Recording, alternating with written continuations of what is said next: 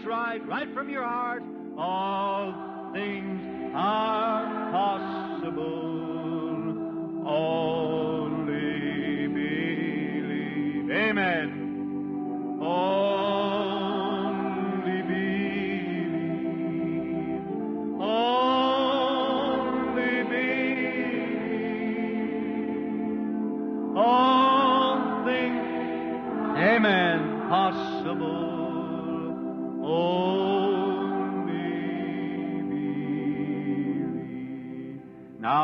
పరలోకపు తండ్రి, మరొక పర్యాయం టెక్సాస్ వదిలి బీమౌంట్లకు మీరు మమ్మల్ని నడిపించిన తరుణాన్ని బట్టి మీకు ధన్యవాదాలు చెల్లిస్తున్నాము. బాల్కనీల వైపు నేను చేరి చూస్తున్నప్పుడు మేమిక్కడ ఉండినటువంటి సమయాలను, నీవు చేసిన ఘనకార్యాలను మేము గుర్తు చేసుకుంటున్నాము.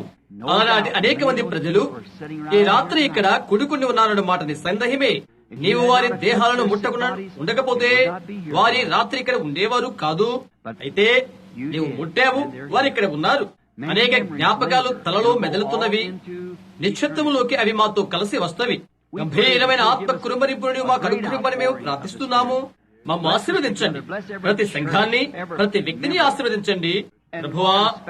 ప్రత్యేకించి ఇక్కడ ఉన్న యవనస్తుడైన సహోదరుడు పెరేగ్రీన్ ను ఆశీర్వదించండి. దీన్ని ముందుంచాలని ముందుటి స్థానంలోకి నడుచువాడు ఇతడు. నగరమందలి ప్రియమైన ప్రజల కొరకు ఈ యవనస్తుడు కలిగి ఉన్న భావాన్ని వారు చుచుదురు కాక, తన్ను ప్రేమించు వారిని క్రీస్తునకు తాను తెచ్చినటువంటి అతని యొక్క భావాన్ని ప్రజలు చూచుదురు కాక, మంచిదని తాను తలంచే ప్రతి పరిచర్యను అతను తీసుకుని వచ్చుటకై ప్రయత్నిస్తున్నాడు. వాక్యాన్ని అతను పరీక్షించినదంతా కూడా మరియు ప్రజలు రక్షించబడాలని అతను ఆశ కలిగి ఉంటున్నాడు. తండ్రి, మా ప్రయత్నాలన్నింటినీ వాటికి సహాయము చేయండి. దేవుని ఘనత కొరకు, మహిమ కొరకు, మమ్మల్ని మేము పరిచర్య కొరకు నీకు అప్పగించుండగా మాకు సహాయము చేయండి. యేసు నామమున ప్రార్థిస్తున్నాము. ఆమేన్. మీతో కలిసి మరొకరిని తోడుకొని రమ్మని ప్రతి రాత్రి మీకు జ్ఞప్తి చేస్తున్నాము. ఫోన్ తీసుకోమని, వినమని ప్రతి సంఘానికి, ప్రతి పాస్టర్ గారికి ఒకరికి తెలియచేయమని జ్ఞప్తి చేస్తున్నాము. అదేమైనప్పటికీ పర్వాలేదు, వారు చిట్ట చివరికి మనకు వ్యతిరేకులైనప్పటికీ మీరు వచ్చినప్పుడు మర్యాద పూర్వకంగా బావుగా వచ్చి కూర్చోనండి. మీరు ఇక్కడ ఉన్నందుకు మేము తప్పక హర్షిస్తున్నాము. మీ బైబిల్, మీ పెన్సిల్ తీసుకుని వచ్చి పాఠ్యాంశముగా ఉంచండి. వెళ్లి పరిశోధించి దేవుని వాక్యంతో పరీక్షించి అది సరిగా ఉన్నదో కాదో చూడండి. చూశారా? మీ స్వంత వేదాంతముతో తీసుకురవద్దు. బైబిల్లో ఎలా వ్రాయబడినదో అలాగే చూడండి. మనం ఇలాగే చెప్తుంటాము, దీని అర్థం ఇది, దీని గురించి ఇది నా భావం అంటాం. దేవునికి ఎలాంటి అనువాదకుడు అవసరం లేదు. ఆయన వాక్యానికి ఆయనే అనువాదం చెప్తాడు. గమనించారా? వెలుగు కలిగాక దేవుడు పలికాడు, వెలుగు కలిగినది. దానికి మరొక అనువాదం అవసరం లేదు. ఆయన చెప్పిన రీతిగానే జరిగినది. కన్య గర్భము ధరించి అని ఆయన పలికాడు, అలాగే కలిగినది. దానికి ఎటువంటి అనువాదం అవసరం లేదు. ఈ యుగాన్ని గురించి దేవుడు కొన్ని వాగ్దానాలు చేశాడు, అవి జరుగుతున్నవి. ఆయన చెప్పాడు, దానికి ఇలాంటి అనువాదం అవసరం లేదు. దేవుడు చెప్పాడు, ఆయనకు ఆయనే అనువాదం చెప్తాడు. ఇలాంటి మరొక అనువాదం అవసరం లేదని బైబిల్ తెలియజేస్తుంది. దానిని రుజువు చేయడం ద్వారానే దేవుడు తన స్వంత వాక్యానికి అనువాదం చెప్తాడు. హెబ్రీ పత్రిక 1వ అధ్యాయం ఆయన వాక్యమునే మనం చదువుతుండగా మనం నిలబడదాం. ఎందుకు మీరు నిలబడాలని చెప్తున్నా అంటే అది ఈ వాక్యాన్ని ఘనపరచుడవుతుంది. వాక్యము దేవుడని నేను నమ్ముతాను. ఆది యందు వాక్యముండెను, వాక్యము దేవుని యొద్ద ఉండెను, వాక్యము దేవుడై ఉండెను. ఆ వాక్యము శరీరధారై మన మధ్య నివసించెను. యేసుక్రీస్తు నిన్న, నేడు, యుగ యుగములు ఒక్కటే రీతిగా ఉన్నాడు. అదే మా సమావేశం యొక్క ముఖ్యాంశము. అందుచేత ఇక్కడున్న ఆయన వాక్యమైన ముద్ర రూపంలో ఉన్న ఆయన్ను మనం చదువుతున్నప్పుడు నిలబడదాము. జెండాకు వాగ్దానం మనం చేసేటప్పుడు, మన జెండాలు ఎగరవేయినప్పుడు జెండా గౌరవార్థం నిలబడతాము. జాతి గౌరవార్థం మనము అలాగే చేయాలి. అలాంటప్పుడు దేవుని వాక్యాన్ని చదివినప్పుడు మనం ఎంతగా నిలబడవలసి ఉన్నది. హెబ్రీ 1:1-3 వరకు చదువుదాం. పూర్వకాలమందు నానా సమయంలోనూ నానా విధములుగాను ప్రవక్తల ద్వారా మన పితరులతో మాట్లాడే దేవుడు ఈ దినముల అంతమందు కుమారుని ద్వారా మనతో మాట్లాడాను. ఆయన ఆ కుమారుని సమస్తమునకు వారసునిగా నియమించెను. ఆయన ద్వారా ప్రపంచమును నిర్మించెను. ఆయన దేవుని మహిమ యొక్క తేజస్సును, ఆయన తత్వం యొక్క మూర్తిమత్తునై ఉండి తన మార్పు గల మాట చేత సమస్తమును నిర్వహించుచు పాపముల విషయంలో శుద్ధీకరణము తానే చేసి ఉన్నత లోకమందు మహామహుడుగు దేవుడి కుడిపార్శ్వమున కూర్చుండెను. ప్రార్థించుకుందాము. మన హృదయాలు మన తలలు వచ్చి ఉండగా ఎంతమంది మీలో ప్రార్థనలో జ్ఞప్తించుకోవాలని కోరుతున్నారు? ఈ కుటుంబాల ద్వారా ఒక చోట దేవుడు మీ విన్నపమును అనుగ్రహిస్తాడు. చేతులు పైకెత్తండి. ప్రభు మీ హస్తాలు చూస్తున్నారు. పరలోకమందున్న మా తండ్రి, నరుడుగా నా నేత్రము చూడగలిగేంత వరకు నిన్నైన హస్తాల గుంపు కనిపిస్తున్నది. వాస్తవంగా సహోదరు గ్రీన్ యొక్క ప్రత్యక్షత నేను రావాలని ఆశించడం యథార్థమై ఉంటున్నది. తండ్రి, నీ వాగ్దాన ప్రకారంగాను నీ వాక్యానుసారంగాను వారి ఆశ తీర్చండి. మేము వారిని నీకు అప్పజెప్పుచున్నాము. వాక్యానికి అనుకూలంగా మా బ్రతుకులు సరిపోవును గాక. తద్వారా వాక్యం మా యందు శరీరధారి అగును గాక. పరలోకమున తమ ఖాతాను విశ్వాసం ద్వారా స్వీకరించినట్లుగా ప్రజలకు ఆ వాక్యము దయచేయును కాక. వారు తమ యాత్ర మార్గమందుండగా వారి రోగముల కొరకు పాపముల కొరకు యేసు ఎప్పుడో సిద్ధపరిచాడు. మమ్మిప్పుడు దీవించండి. నీ వాక్యం మాకు బయలుపరచమని నీ కొరకు కనిపెడుతూ ప్రార్థిస్తున్నాము. అది మా మధ్య శరీరధారి అవును కాక. యేసు నామమున ప్రార్థిస్తున్నాము. ఆమేన్. కూర్చోనండి.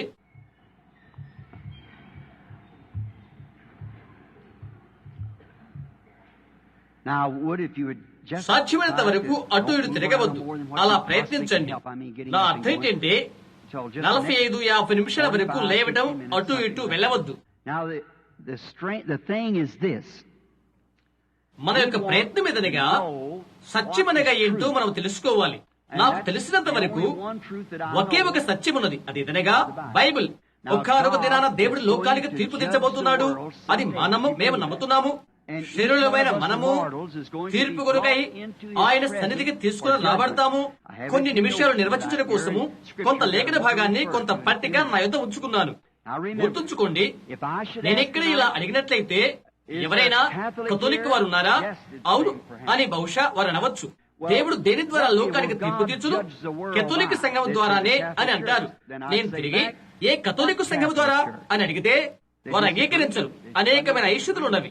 ఒకటి రోమన్, ఒకటి గ్రీకు, ఆర్థోడాక్స్ మొదలైనవి. మనకు అనేకములు ఉన్నవి. మెథడిస్టులు లేచులబడి ఆయన మెథడిస్టు సంఘం ద్వారానే తీర్పు తీర్చును అని చెప్తారు. అలాగైతే ఇక బాప్టిస్టు వారికి తరుణం లేదు. బాప్టిస్టు వారి ద్వారా తీర్పు తీర్చితే ఇక మెథడిస్టు వారికి తరుణం లేదు.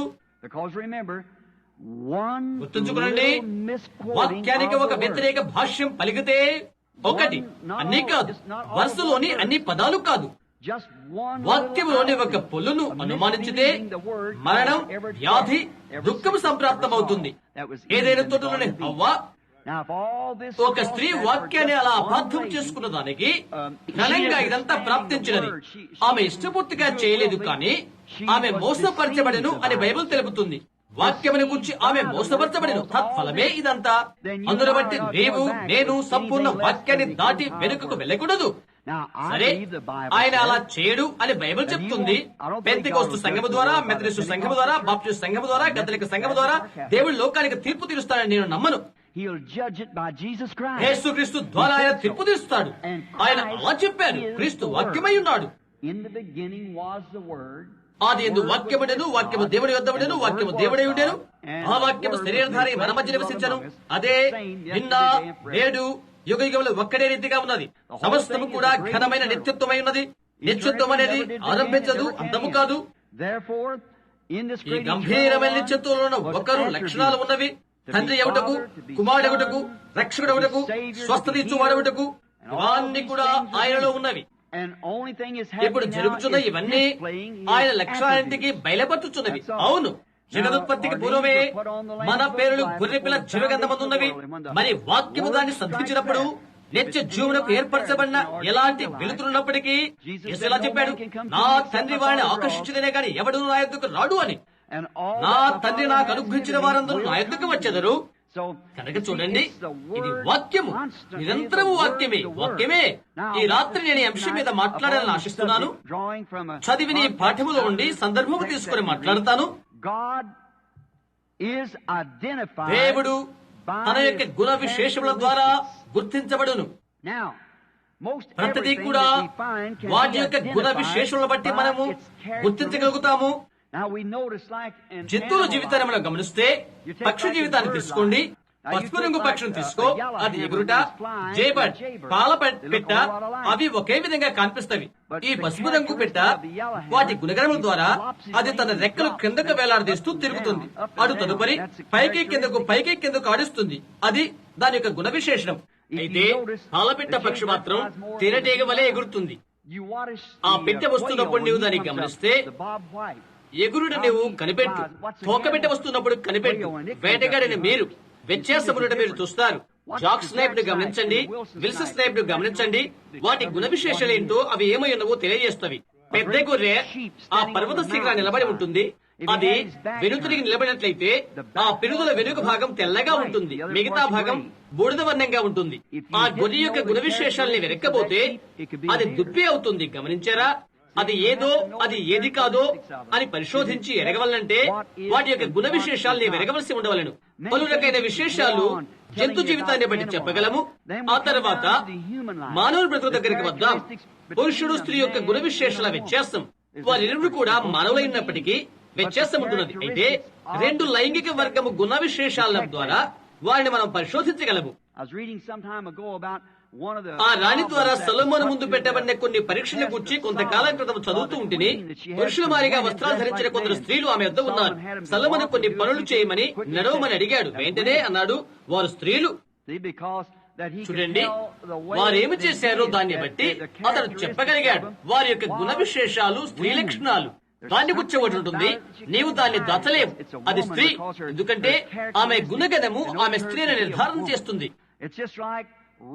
అది మనుషుల యొక్క కుడి చేయి ఎడమ చేయవలే ఉంటుంది.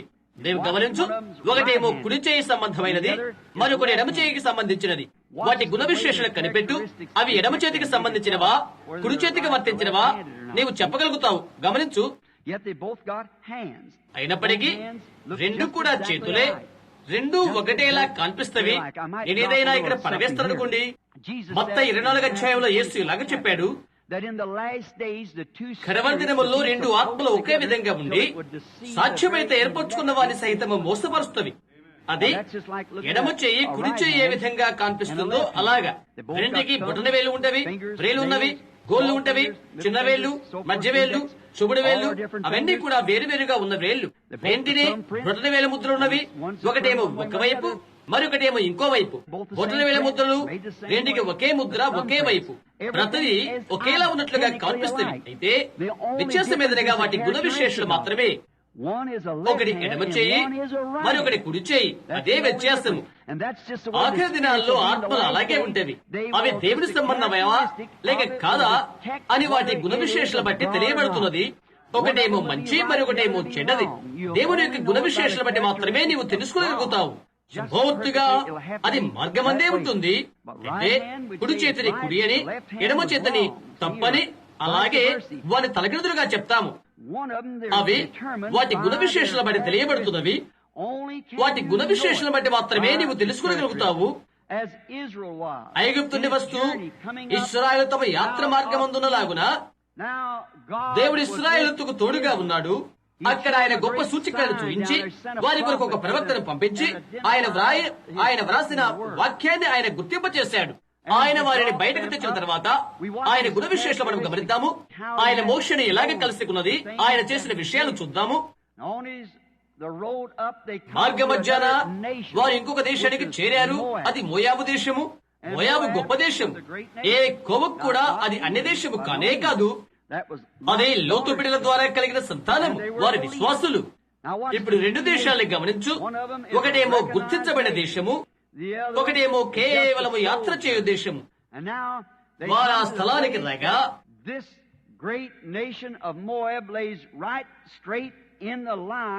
వాగ్దానముకు వెళ్ళు విధి నిర్వహణ మార్గములో ఈ మోయాబు దేశం ఉన్నది.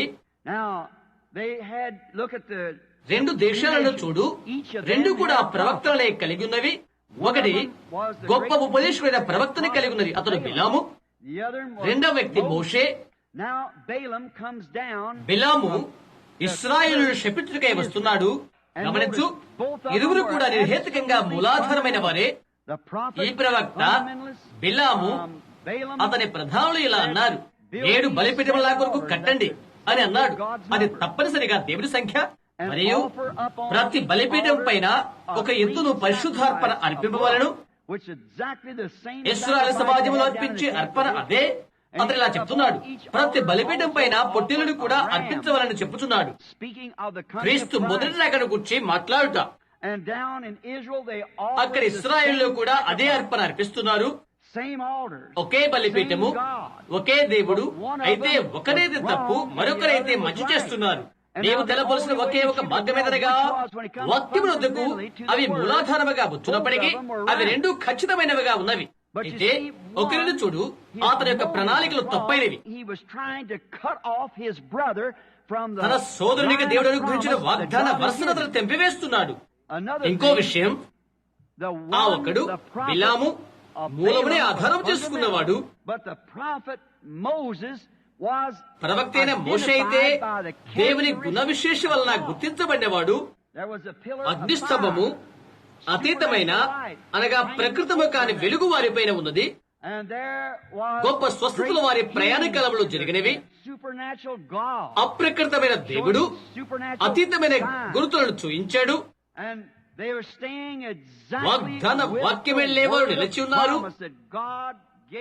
ఆ రెండు దేశాలు ఆరంభమైన ఆ కాలములోనే దేవుడు అనుగ్రహించాడు ఆ వాగ్దానాన్ని. ఇప్పుడైతే అబ్రహాము ఆశీర్వాదముతో మోషే వాగ్దాన దేశానికి వెళుచున్నాడు. ప్రభు ప్రవక్త అయిన బిలాము కూడా ఇక్కడ నిలబడి ఉన్నాడు. నీవు గుర్తించవలసిన ఒకే ఒక మార్గం వారి ప్రాథమిక బోధన బట్టి కాక దేవుని గుణ విశేషాల బట్టి నీవు గుర్తిస్తావు. ఇక్కడ ఇశ్రాయేలు రాజు యొక్క స్వరం లేక శబ్దం వినిపిస్తుంది. ప్రాయశ్చిత్తార్థ బలి కార్య నిర్వహణ దాల్చి ఉన్నది. ఎత్తటి సర్పం, చీల్చబడిన రాయి. దేవుడు వారితో ఉన్నాడు. అప్రకటమైన వెలుగు అయి తన్ను తాను గుర్తించబడుతున్నాడు. వారు సాగుతున్న కొలది వారి రోగములు వ్యాధులు స్వస్థపరుస్తున్నాడు. ఆయన ఉన్నాడని ఆయన గుణ విశేషాలు నిరూపిస్తున్నవి. ఆ యుగానికి ఉన్న వాక్య వరుసలో వారు నిలబడి ఉన్నారు. వారు నివసిస్తున్న ఆ యుగములో దేవుని గుణ విశేషాలు మోషేతో తను తానుగా ఉన్నాడని గుర్తించబడుతున్నవి. చూడండి, దేవుని యొక్క గుణ విశేషాలు మోషేతో ఉన్నవని గుర్తించబడుతున్నవి. అగ్ని స్తంభము, ప్రాయశ్చిత్తార్థ ప్రక్రియ, అప్రకృతమైన విషయాలు, చీల్చబడిన బండ, ఇంకా ఇతని సర్పము, స్వస్థతలో పలుకుట. అన్నీ దేవుని వాగ్దానమందున్న కార్య నిర్వహణలోనే ఉన్నవి. ఇంకా దేవుని యొక్క గుణ విశేషాలు ప్రకృతి సంబంధమైనవి కావు. దేవుని యొక్క గుణ విశేషాలు అప్రకృతమైనవి. ఎందుకంటే ఆయన సృష్టికర్త, ఆయన అతీతుడైన వాడు. దేవుని గుణ విశేషాలు వాటికవే బహిర్గతమవుతవి. అవి వరుసలో పడవేసినట్లుగా చేస్తున్నవి. ఎందుకంటే నవీన తలంపునకవి అసంభవమైనవి. వారు అవి అర్థం చేసుకోలేరు. అయినప్పటికీ ఆయన వాగ్దానాన్ని ఆయన దూరమగవాడు కాదు. చెప్పాను, అన్ని యుగాలకు దేవుడు తన వాక్యాన్ని పంచిచ్చున్నాడు. ఉదాహరణగా ఒకటి తీసుకుందాము. మరియ భర్తని యేసేపు ఉన్నాడు. ఈ యవనస్తురాలను అతను ప్రధానము చేసుకున్నాడు. వారికి పెళ్లి జరగాలి. అయితే వారు ఏకము కాకమునుపు పరిశుద్ధాత్మలో ఆమె గర్భము ధరించినది. మనమంతా అది నమ్ముతున్నాము. మనము క్రైస్తవుల మగుడు కొరకై ఇది నమ్మవలసి ఉన్నది. అది బైబుల్. నీకు క్రైస్తవుడు ఒకటికై బైబుల్లోని ప్రతి మాటను నమ్మాలి. ఎందుకనగా పరిశుద్ధాత్మ ఇక్కడ ఉన్నట్లయితే ప్రతి వాక్యాన్ని, ప్రతి వాగ్దానాన్ని ఆమేనను దానితో విరామము కలుగు చేస్తుంది. ఎందువల్లంటే యేసేపు నీతిమంతుడు, అతను మంచి వ్యక్తి. నిస్సందేహంగా గాబ్రియలు వచ్చి దర్శించిన సంగతి మరే చెప్పి ఉంటుంది. పరిశుద్ధాత్మ వల్ల ఎలా గర్భము ధరించినది, కుమారుని కడు కొరకై గర్భము ధరించినది, యేసు అను ఆయన పేరు పెట్టబోతున్నది ఆమె చెప్పి ఉంటుంది. ఆ విషయాలన్నీ యేసేపులకు చెప్పి ఉంటుంది. విశాలమైన ఆమె గోధుమ వన్న కళ్ళల్లోకి యేసేపు చూచి అందులో అమాయకత్వాన్ని అతను గ్రహించగలిగి అతను నమ్మాలని అనుకున్నాడు. తన హృదయపూర్తిగా నమ్మాలనుకున్నాడు. అది అసాధారణమైనప్పటికీ కూడా తన మనస్సులో రహస్యంగా ఆమె విడనాడాలనుకున్నాడు. ఒక వ్యక్తి ఒక దాని యందు యథార్థపరుడైతే అది సత్యమేను తెలియజేయడానికి దేవుడు ఒక మార్గాన్ని ఏర్పాటు చేస్తాడు. నీవు యథార్థపరుడు అయితే ఆయన చేయబద్ధుడై ఉంటాడు. నీవది చూచి దూరమైపోతే నీవు తీర్పు తీర్చబడతావు. నువ్వు యథార్థపరుడు అయితే సత్యాన్ని చూస్తావు. యేసేపు నీతి మనస్సు గలవాడు. ఇది ఎంతో అసాధారణమైనదని చెప్పాడు అతడు. 7 దినానికి మార్గమదే. ఆ ప్రజలు మంచివారు, యోగ్యులు, మంచి ప్రవర్తన గలవారు, ఎంతో మంచి సేవకులు. అనేక మంది బోధకులు మొదలైన వారు మంచివారే. అయితే ఈ దిన వాగ్దాన సంబంధమైన అప్రకృతమైన రుజువు అది ఎంతో అసాధారణమైనది. వారి తూనికలో ఇది విసిరివేస్తారు. ఇది జరిగింది ఎందుకంటే ఇది దేవుని గుణ విశేషాలు ప్రదక్షిణ చేస్తుంది. యేసేపు ఆమె భర్తని యేసేపు నీతిమంతుడై ఉండి ఆమెను బాహటంగా అవమానపరచగా ఇష్టపడక అతను నమ్మలేకపోయాడు, ప్రయత్నం చేశాడు. అయితే ఈ సంగతుల గురించి అతను ఆలోచించేస్తుండగా దేవుని అతనితో మాట్లాడాడు. ఎల్లప్పుడూ కూడా ఆయన కల్లో మాట్లాడాడు. ఆయన వాక్యము ద్వారా ఆయన తను తాను బయలుపరుచుకుంటాడు. అది వాస్తవమేనని చూయిస్తాడు. నీవు యథార్థతతో చూచినట్లయితే, అది దేవుని గుణ విశేషాలను తెలియపరచుకున్నట్లయితే, అయితే ఎప్పుడును ప్రతి సమ్మతి వాగ్దాన వాక్యముతో ఉండును. మరొక విషయం, దేవుని వాక్యము ఎప్పుడును తప్పులు సరిచేస్తుంది. నీవు నమ్ముతున్నావా? వాక్యము నిర్ణయిస్తుంది. దేవుని వాక్యాన్ని రుజువు చేసినట్లయితే అది నిర్ణయించి వేస్తుంది. మనమంతా ఏక మనసు కలిగి ఉందాం. అలా నేను తలస్తున్నాను. ఎక్కువ సమయం తీసుకోము, ఎందుకంటే కొంతమంది రోగుల కొరకై ప్రార్థించాలి. మనం చూద్దాం. యేసు వాక్యమై ఉండి ఆయన వాక్యమై ఉండేనని బైబిల్ తెలియ చెప్తుంది. మనమంతా అది అంగీకరిస్తాము. ఆయన వాక్యమై ఉండెను. గమనించండి, ఆయన 12 సంవత్సరాల వయస్సులో ఉన్నప్పుడు ఆయన ఎక్కడికైనా పాఠశాలకు వెళ్ళినట్లుగా సాక్ష్యాధారాలు ఏమీ లేవు. అయితే 12 సంవత్సరాల బాలుడు ఎంతో ఉన్నతమైన వాడిగా ఉంటున్నాడు. ఆయన తల్లిదండ్రులు మరియ యేసేపులు ఆలయానికి వెళ్లారు. ఆరాధన చేయడం కొరకై పస్కా పండుగకు వెళ్లారు. వారు అక్కడ ఉన్నప్పుడు పస్కా అయిన తర్వాత ఇంటికి తిరిగి బయలుదేరారు. 3 దినాలు ప్రయాణం చేశారు. యేసు వారికి ఎక్కడా కనిపించలేదు. 3 దినాలు ఆయన కొరకై వెతికిన తర్వాత చివరికి ఆయన కనుగొన్నారు. దేవాలయంలో దేవుని వాక్యాన్ని గురించి పెద్దలతో వాదిస్తుండగా ఆయన కనుగొన్నారు. ఇప్పుడు మీరు మరియని గురించి వినండి. ఆమెను దేవతనిగా అంగీకరిస్తున్న ప్రజలు చూడండి, ఆదిలో స్త్రీ మోసపరచబడింది. గమనించండి, ఇక్కడ ఇవి గమనించండి. మీరు ఎప్పుడు గమనించకపోతే ఇది గమనించు. ఆమె చెప్తుంది, నీ తండ్రి నేను కన్నీళ్లతో వెతుకుచున్నాము. గమనించండి, ఆమె సాక్ష్యం ఇచ్చిన ఆ యాజకులు ఆమె సాక్ష్యాన్ని ఖండించి వేసినది. ఆమె చెప్పినది అశుద్ధాత్మల గర్భము ధరించిందని. మరి ఇక్కడ యేసేపు ఆయన తండ్రి అని చెప్తుంది. గమనించండి, ఆ ఘడియకు వాక్యమైన 12 సంవత్సరాల బాలుడు, ఆ కాలానికి ఆయన వాగ్దానం చేయమైన వాక్యమైన అభిషిక్తుడైన మెస్సయ్య ఆయన చెప్పినదేందో గమనించు. నా తండ్రి పనుల మీద నేను ఉండవాలని మీకు తెలియదా? వాక్యము తప్పిదాన్ని సరిచేస్తుంది. గమనించండి, అప్రకృతుడైన 12 సంవత్సరాల బాలుడు యేసు చెప్పినదేదో అది ఆయన అర్థం చేసుకున్నాడని నేను అనుకోవడం లేదు. అయితే ఆయన వాక్యమై ఉండెను. వాక్యము తప్పును సరిచేస్తుంది. గమనించండి, ఆయన తల్లిని ఆయన సరిచేశాడు. అలాగే చెప్పినందుకు ఆమెను గద్దించాడు. అది ఆయన తండ్రి పని అయితే ఆయన తన తండ్రితోనే ఉంటూ ఉంటాడు. యేసేపు ఆయన తండ్రి ఉన్నట్లయితే. అయితే గమనించు, ఆమె గగ్గోలు పెడుతూ తబ్బిబ్బులవుతూ హవమారిగా ప్రభావితమై ఆమె చెప్తుంది, నేను నువ్వు నీ తండ్రియు కన్నీటితో నిన్ను వెతుకుతున్నాము. ఆయన చెప్పాడు, నేను నా తండ్రి పనుల మీద ఉండవాలని మీకు తెలియదా? చూడండి, వాక్యము ఏ విధంగా క్రమపరుస్తుందో తప్పునది సరిచేస్తున్నది. యేసును శోధించిన కొరకై ప్రయత్నించినప్పుడు సాతాను ఒక తప్పు చేశాడు. అయితే ఆయన తన వాక్యము చేతనే తిరిగి వచ్చి ఆ వాక్యము చేతనే వాడిని ఓడించాడు. బైబిల్ ఎలా తెలియజేస్తుంది? దేవుడు పూర్వకాలంలో నానా సమయంలోనూ నానా విధములుగాను ఆయనే తన ప్రవక్తలకు బయలుపరుచుకున్నాడు. ఆయన మన పితరులతో ప్రవక్తల ద్వారా మాట్లాడాడు. చూడండి, తనకు తానుగా ఆయన గుణ విశేషములను చూపించడం ద్వారా మనుష్యునికి బయలుపరుచుకుంటాడు. ప్రవక్తల ద్వారా మాట్లాడాడు. ప్రవక్తలు వారి దర్శనాలు దేవుని గుణ విశేషణ ప్రవక్తల దర్శనం ద్వారా బయలుపరుచుకున్నాడు. ఏ మనుషుడు కూడా దర్శనాన్ని తెలియచేయలేడు. అది తెలియచేయటకు వేరే మార్గము లేదు. అది అప్రకృతమైనది. ఏమై ఉంటుందో, ఏమి కానున్నదో, ఏమై ఉన్నదో అదే నీవు చూచనై ఉంటున్నది. మనుష్యుని పంపి విషయాలు తెలియచేయుట అది దేవుని యొక్క పద్ధతి ఉన్నది. ప్రతి రాత్రి, ఈ రాత్రి మాత్రమే కాదు, ప్రతి సమయంలోనూ జరగని ఉన్న సంగతులు తెలియచేయబడుట. అతను చెప్పిన ప్రతిదీ కూడా ప్రభుతో ఏకభిస్తుంది. ప్రభు వాక్యముతో ఉండి ఉంటుంది. దీన్ని బట్టి పిలుపును కృపావరములను మారుమనసు లేకుండా ఉంటున్నది. నీ కళ్ళు నీలి వనముతో ఉంటే వాటిని గోధుమ వర్ణంగా చేయలేవు. నీవు 4 అడుగులే ఉంటే 6 అడుగులుగా నీవు చేసుకునలేవు. ఎవడు చింతించడం ద్వారా తన ఎత్తును మూడు ఎక్కువ చేసుకునగలడు? మనం ఏమై ఉన్నామో అది దేవుని కృపచేతనే ఉన్నాము. పిలుపును కృపావరములను మారు మనసు లేకుండానే కలుగును. ప్రవక్తలు ప్రవక్తలుగానే జన్మించారు. మోషే సుందరుడైన శిశువుగా జన్మించాడు. జగత్తు పునాది వేయకమునిపై యేసు దేవుని కుమారుడు. అది దేవుని గుణలక్షణము. ఆయన జన్మించక మునుపు ఇర్మియా 712 సంవత్సరాల క్రితం జన్మించాడు. అతడి ఒక స్వరము కాదు, క్షమించండి, అతను జనాంగాలకు ప్రవక్తగా నిర్ణయించబడినవాడు. తల్లి గర్భంలో ఉన్నప్పుడే ప్రతిష్ఠించబడి దేశములకు ప్రవక్తగా నిర్ణయించబడినవాడు. అతడు బాప్తిస్మిచ్చే యోహాను. నేనేమనుకుంటున్నాను, అతడు 712 సంవత్సరాల మునుపు అరణ్యములో కేకవేయొకని శబ్దముగా ఉండెను. ఇది దేవుని యొక్క నిర్ణయము. ఆయన ఒక మనిషిని పంపును. ఆ యుగానికి సంబంధించిన వాక్యమును అతను తీసుకుంటాడు. ఆ యుగానికి సంబంధించిన వాక్యాన్ని నీవు నమ్మక ముందు ఆయన తన గుణ విశేషాల బట్టి తనను బయలుపరుచుకుంటాడు. గమనించండి, జ్ఞానము ద్వారాను దర్శనము ద్వారాను ఆయన బయలుపరుచుకుంటాడు. జరగబోతున్న విషయాల గురించి ఆయన చెప్పాడు. అవి అలాగే జరిగినవి. దేవుడు చెప్పాడు. అది అలా జరిగినప్పుడు వెంటనే అతడు ఆ వాక్యానికి అనువాదమని నీవు నమ్ముతావు. ఎందుకంటే దేవుని వాక్యము ఈ మనుషుల యొద్దకు వచ్చినది.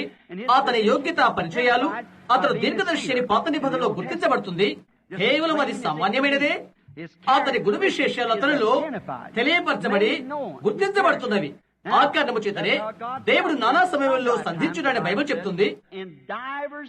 నానా విధములుగాను మన పితరులతో ప్రవక్తల ద్వారా ఆయన మాట్లాడాడు. అయితే ఈ దినములు అంతమంది కుమారుని ద్వారా యేసుక్రీస్తు ద్వారా ఆయన మాట్లాడాడు. యోహాను సువార్త 10:37 యేసు ఇలా చెప్పాడు, నేను నా తండ్రి పనుల మీద చేయనట్లయితే నన్ను నమ్మవద్దని ఆయన చెప్పాడు. చూడండి, నీవు మనుషుడవు, నీవు దేవునిగా చేసుకుంటున్నావని వారు అన్నారు.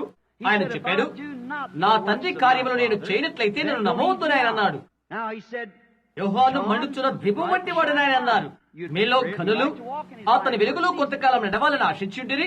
ఇతడు యోహాను ఇలా చెప్తున్నాడు, నేను తగ్గవలసి ఉన్నది, ఆయన హెచ్చవలసి ఉన్నది. ఆయన లోకములకు వెలుగై ఉన్నాడు. ఎందువలంటే ఆయనే రుజువు చేయబడి బయలుపరచబడిన శరీరధారి అనే వాక్యమై ఉన్నాడు. ఆయన దేవుడు మనతో ఉన్నాడు. ప్రవక్తలతో దేవుడు ఉన్నాడు. యేసు అలా చెప్పాడు. దేవుని వాక్యం ఎవరికి వచ్చిన వారు దైవులని ఆయన చెప్పాడు. నేను దేవుని కుమారుని అని చెప్పినప్పుడు మీరు నన్ను ఎందుకు విమర్శిస్తారు? ఆ హేతువు చేతనే ఎక్కడైతే దేవుని చేత పలుకబడి రుజువు చేయబడిన వాక్యం ఉంటుందో అక్కడ దేవుడు తన గుణ విశేషణ ద్వారా తనకు తాను గుర్తింపు చేసుకుంటూ ఆయన వాక్యాన్ని నెరవేరుస్తున్నాడు. దానికి మరొక అనువాదం అవసరం లేదు. అది ముందుగానే అనువదించబడి ఉన్నది. అది ఏమై ఉన్నదో అదే రుజువు చేయబడుతున్నది. వెలుగు కలుగుగా అక్కడ చెప్పినప్పుడు వెలుగు ఎలా కలిగినదో అలాగే దాని అర్థం ఏంటి అని నీవు అడగన అవసరం లేదు. అది ఎక్కడున్నదనే అర్థం. దానిది రుజువుపరుస్తుంది. అది ఎప్పుడు జరిగి ఉన్నది. యేసులాగా చెప్పాడు, నా తండ్రి క్రియలు నా యందు లేనట్లయితే, ఇంకో రీతిగా చెప్పాలంటే నా తండ్రి గుణ విశేషాలు నా యందు లేకపోతే నన్ను నమ్మవద్దు. నేను ఎవరై ఉన్నది అవి నా గుణాలను బయలుపరుస్తున్నవి. మీరు నన్ను నమ్మనట్లయితే దేవుడు అనుగ్రహించిన గుర్తింపును నమ్మండి. నా గుణాలు నా యొక్క గుణముల స్థితిని గుర్తుపరచినట్లయితే అలాంటప్పుడు నా వాంగ్మూలాన్ని నమ్మవద్దు. గమనించారా? ఈ రాత్రి మీరు అది అర్థం చేసుకున్నారా? ఎంతమంది అది అవగాహన చేసుకున్నారో చేయొద్దండి. యేసు ఇలాగే చెప్పారు, నేను ఎవరై ఉన్నది నా గుణములు బయలుపరచకపోయినట్లయితే మీరు నన్ను నమ్మవద్దు. అలాంటప్పుడు నా గుణ లక్షణాల గుర్తింపును నమ్మండి. యోహాను 14:12 నా యందు విశ్వాసం ఉంచిన వాడు, యేసు అలా చెప్పాడు, నేను చేసిన క్రియలను అతను చేయును. చూడండి, నా యందు విశ్వాసం ఉంచిన వాడు ఒక నిజమైన విశ్వాసి. నేను చేసిన క్రియలను చేయును. గమనించండి, ఇంకో రీతిగా చెప్పవచ్చు, నా యందు విశ్వాసం ఉంచిన వాడు నా గుణ విశేషాల బట్టి కార్యక్రియల బట్టి గుర్తించబడతాడు. అదే ఆయన చేసినది. ఆయన చెప్పారు, తండ్రి క్రియను నేను చేయకపోతే అలాంటప్పుడు నన్ను నమ్మవద్దు. తండ్రి ప్రవక్తలతో మాట్లాడాడు. అది వారి గుణ విశేషాలు, గుర్తింపులు. అలాగే యేసునందు కూడా నమ్మిన వారికి అదే వాగ్దానము చేయబడినది. నా యందు ఎలాంటి గుణ విశేషాలు చేయబడినవో వాని యందునగా నమ్మిన వాని యందును చేయబడును. నా తండ్రి క్రియలు నా యందు లేనట్లయితే నన్ను నమ్మవద్దు. అయితే నేను క్రియలు చేసినప్పుడు మీరు నమ్మనట్లయితే అలాంటప్పుడు క్రియలను నమ్మండి. ఎందుకనగా అవి చెప్పబడినవి, అవి జరగాలి. లేఖనాలు పరిశోధించడం ఆయన చెప్పాడు. వాటి యందు నిత్య జీవము కలదని మీరు తలంచుదురు. నేను ఎవరైనది అవే తెలియచేయుచున్నవి. చూడండి, దేవుడు తనకు తానుగా ప్రత్యక్షపరచుకుంటున్నాడు. యేసు ఆయన నేను ఎవరైనది సాక్ష్యమిచ్చుచున్నవి. అదే హెబ్రీ 1:1. ఇప్పుడు నానా సమయంలో దేవుడు ప్రవక్తల ద్వారా మాట్లాడెను. బహు విశదంగా ఆయన కుమారుని గుణ విశేషాలు బయలుపరచబడుతున్నవి. అప్పుడు దేవుడు తన ప్రవక్తల ద్వారా మాట్లాడినాడు. ఇప్పుడు కుమారుడు ద్వారా మాట్లాడుతున్నాడు. మార్పు చెందినటువంటి దేవుడు అవే గుణ విశేషాలు. మీరు చేసిన కార్యములు మీరును చేతురు. దేవుడు తన యొక్క గుణ విశేషాలను బట్టి గుర్తించబడతాడు. ఆ విధంగా నీవు తెలుసుకుంటావు. ఏమనవచ్చు, నేను ఇది చేస్తాను, ఇది పడుతాను, మేము ఇది చేస్తాము అని. దాని గురించి నేను మాట్లాడలేదు.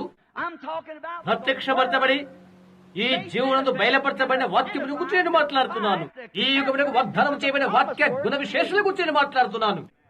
అందరికంటే మరి ఎక్కువగా పరిశీలకు బైబిల్ బాగా తెలుసు. ఏదైనా బోధకులు అనబడే వారి కంటే ఎక్కువగా బాగా తెలుసు. దాని ద్వారానే వారు బ్రతుకవలసి ఉండేరు. వారి తాత తాత తాత ముత్తాతల యాజకులై ఉండేరి. రాత్రింబగళ్ళు దాన్ని చదివారు.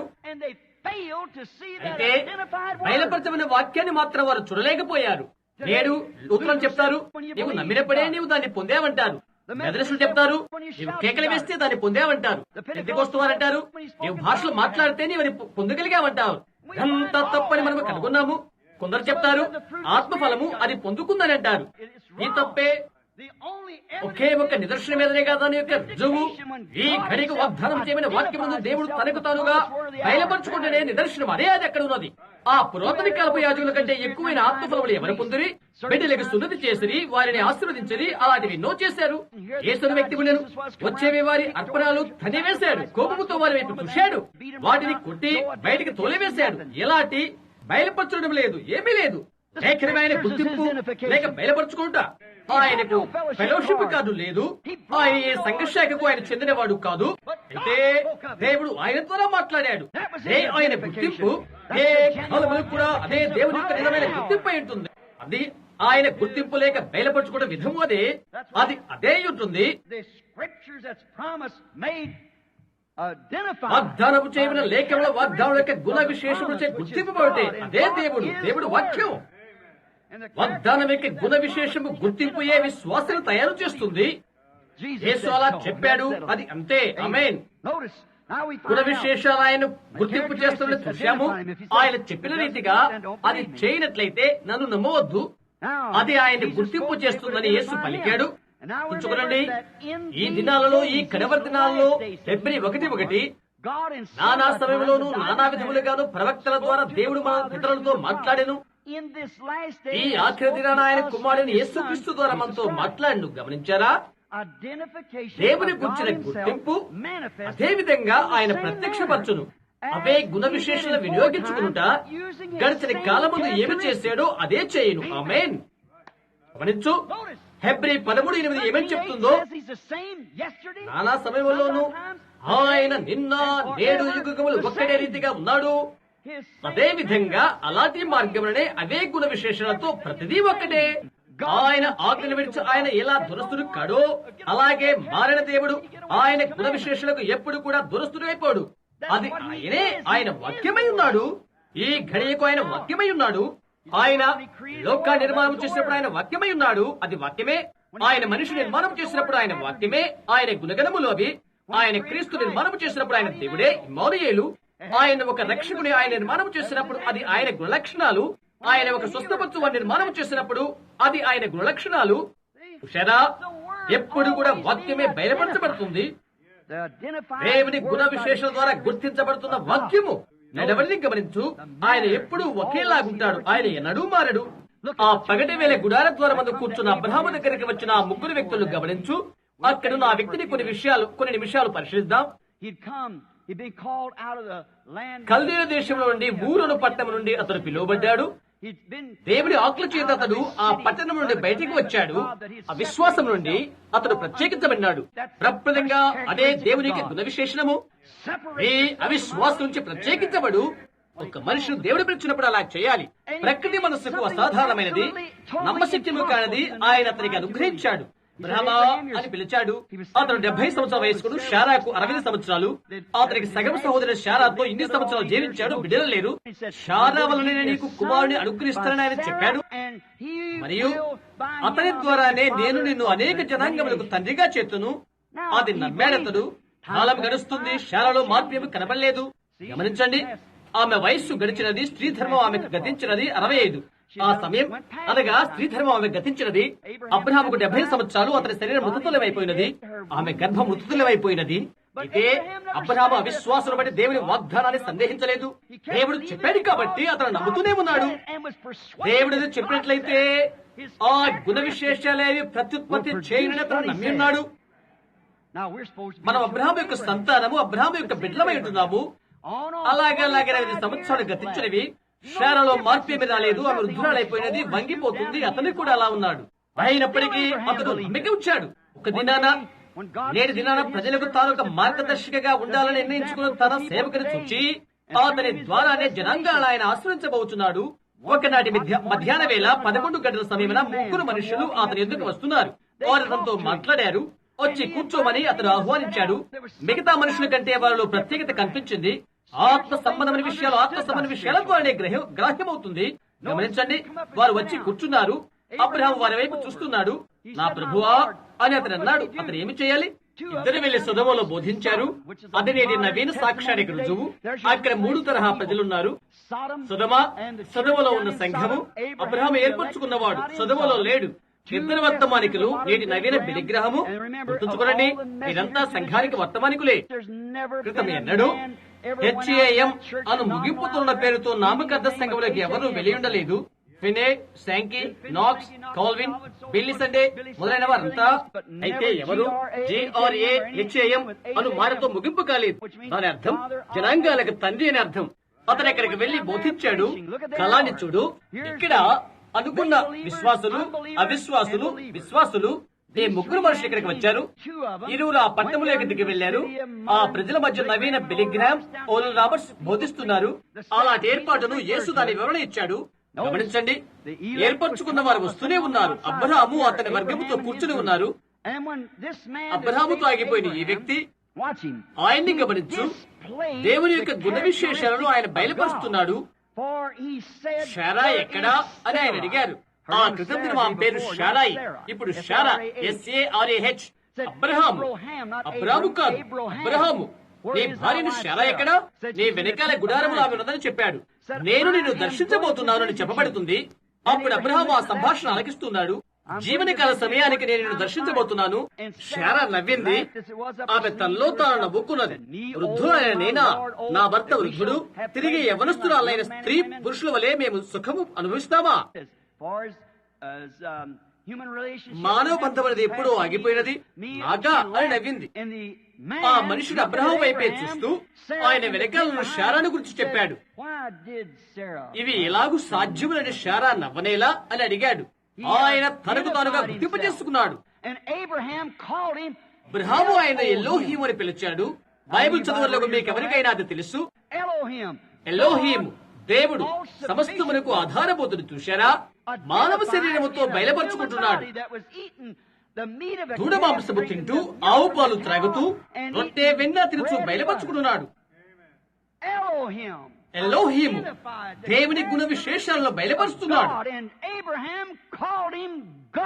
అబ్రహాము ఆయన దేవుడిని పిలిచాడు. ఆయన తను తానుగా ఎలోహీముగా గుర్తింపు చేసుకున్నాడు. యేసు లూకా సువార్త 15వ అధ్యాయంలో ఇలాగా చెప్పాడు.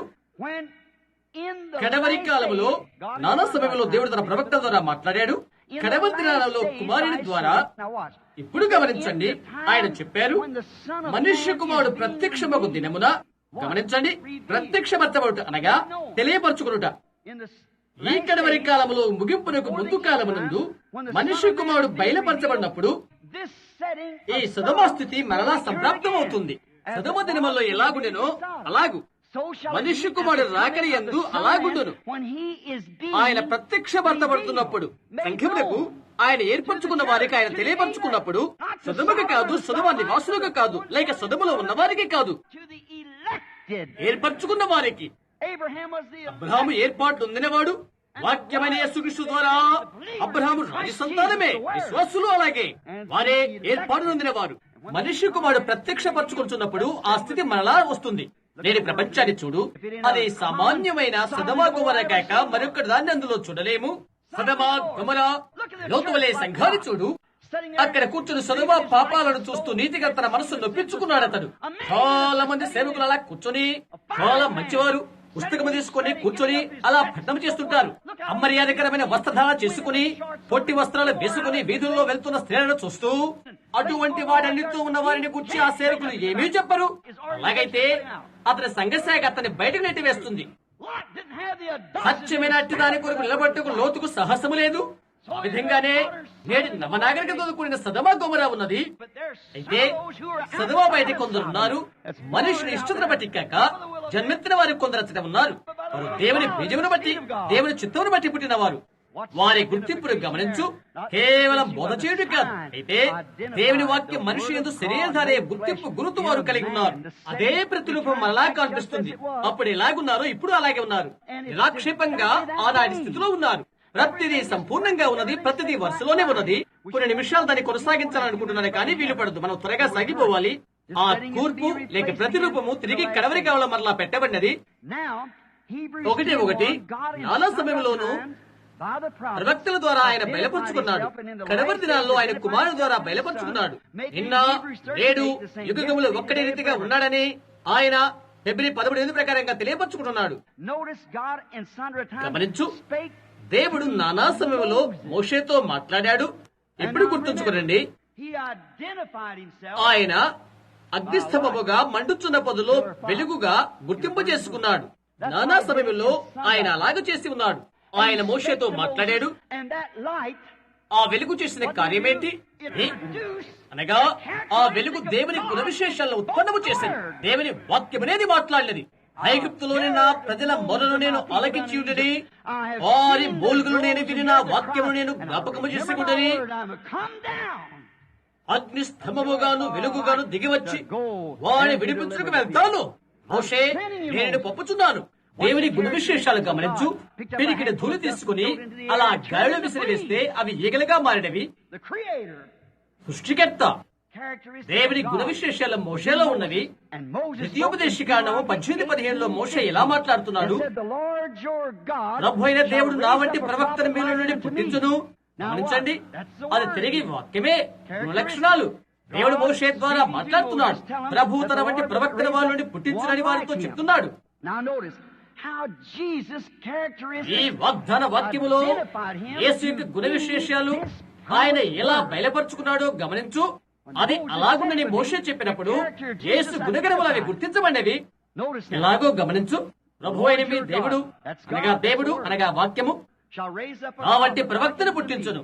ఆ ప్రవక్తను ఎవరైతే నమ్మరో ప్రజల్లో నెట్టివాడు కొట్టివేయబడును. ఇప్పుడు గమనించండి, యేసు వచ్చినప్పుడు ఆయన కలిగి ఉన్న గుణ విశేషాలు ఏంటి చూడండి, గమనించండి. వాగ్దాన వాక్యము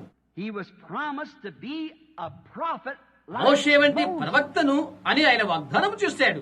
వారికి అన్ని రకాల బొద్ధకులు, అన్ని రకాల రబ్బీలు ఉన్నారు. మలాకి నుండి 400 సంవత్సరాల వరకు వారికి ప్రవక్త లేకుండాను. ఒక్కసారిగా తెర మీదకి మనుషులు వచ్చాడు.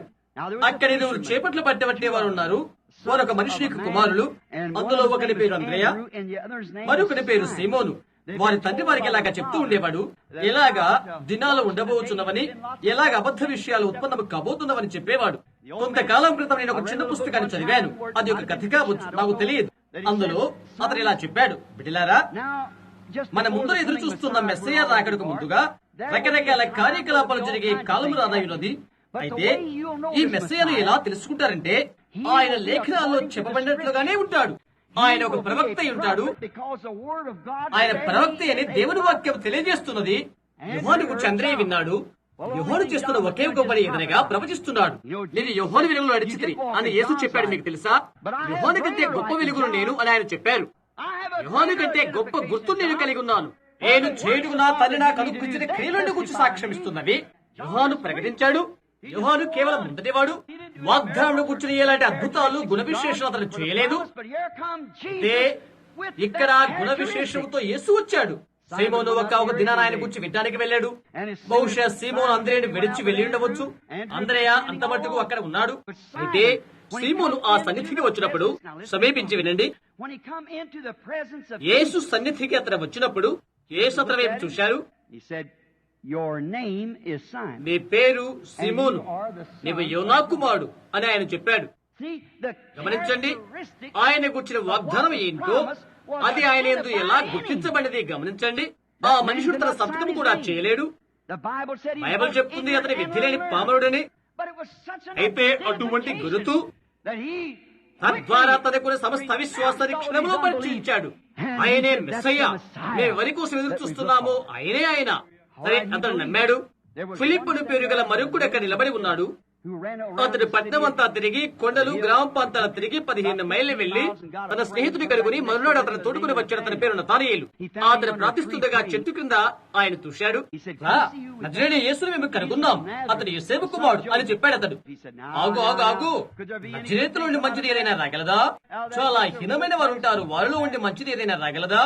వచ్చి చూడు అని అన్నాడు అతడు. అది చాలా మంచిది. ఒక మనిషిని ఇవ్వాల్సిన మంచి గుర్తింపు అది. ఇంటి దగ్గర నుండి విమర్శ చేయవద్దు. వచ్చి చూచి లేఖనాన్ని పరిశోధించు. చూడు, రహదారిపై నడుచుకుంటూ వెళ్తూ ఏమి జరిగిందో దాని గురించి మాట్లాడుకుంటూ వెళ్తున్నారు. ఆయన సీమోను అతని తండ్రిని ఎలా తెలుసుకున్నది ఇవి చెప్తున్నాడు.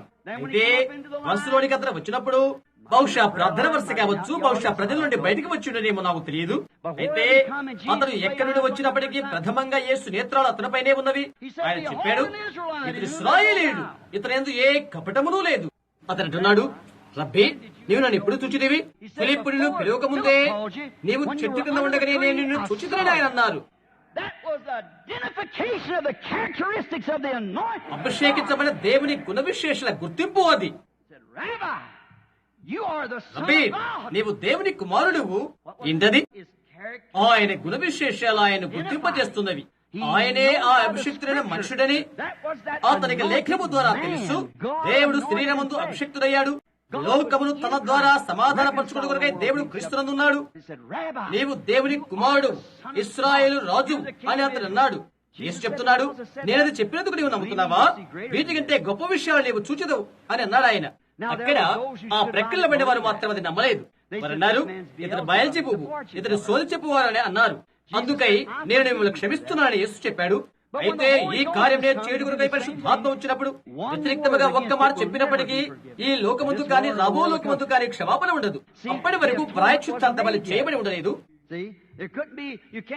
నీవు తీర్పులోనికి రాకుండా నరకములో వేయబడవు. ఈ దేశం అది చేయలేదు, దేవుడు కూడా చేయడు. నీవు తీర్పు పొందే వరకు చెరసాల సంఖ్యలతో వేచిన స్థలముందు నీవున్నావు. చూడండి, నీవు వాటిని బయటకు పంపించలేవు, ఎందుకంటే ప్రాయశ్చిత్తార్థ బలి ఇంకా జరిగించబడలేదు. అంటే ఆయన మరణము సమాధి తర్వాత రక్తం నుండి ఆ గుర్తు వచ్చినది, అది పరిశుద్ధాత్మ. అప్పుడు దానికి వ్యతిరేకంగా మాట్లాడినట్లయితే అది క్షమింపరాని పాపమవుతుంది.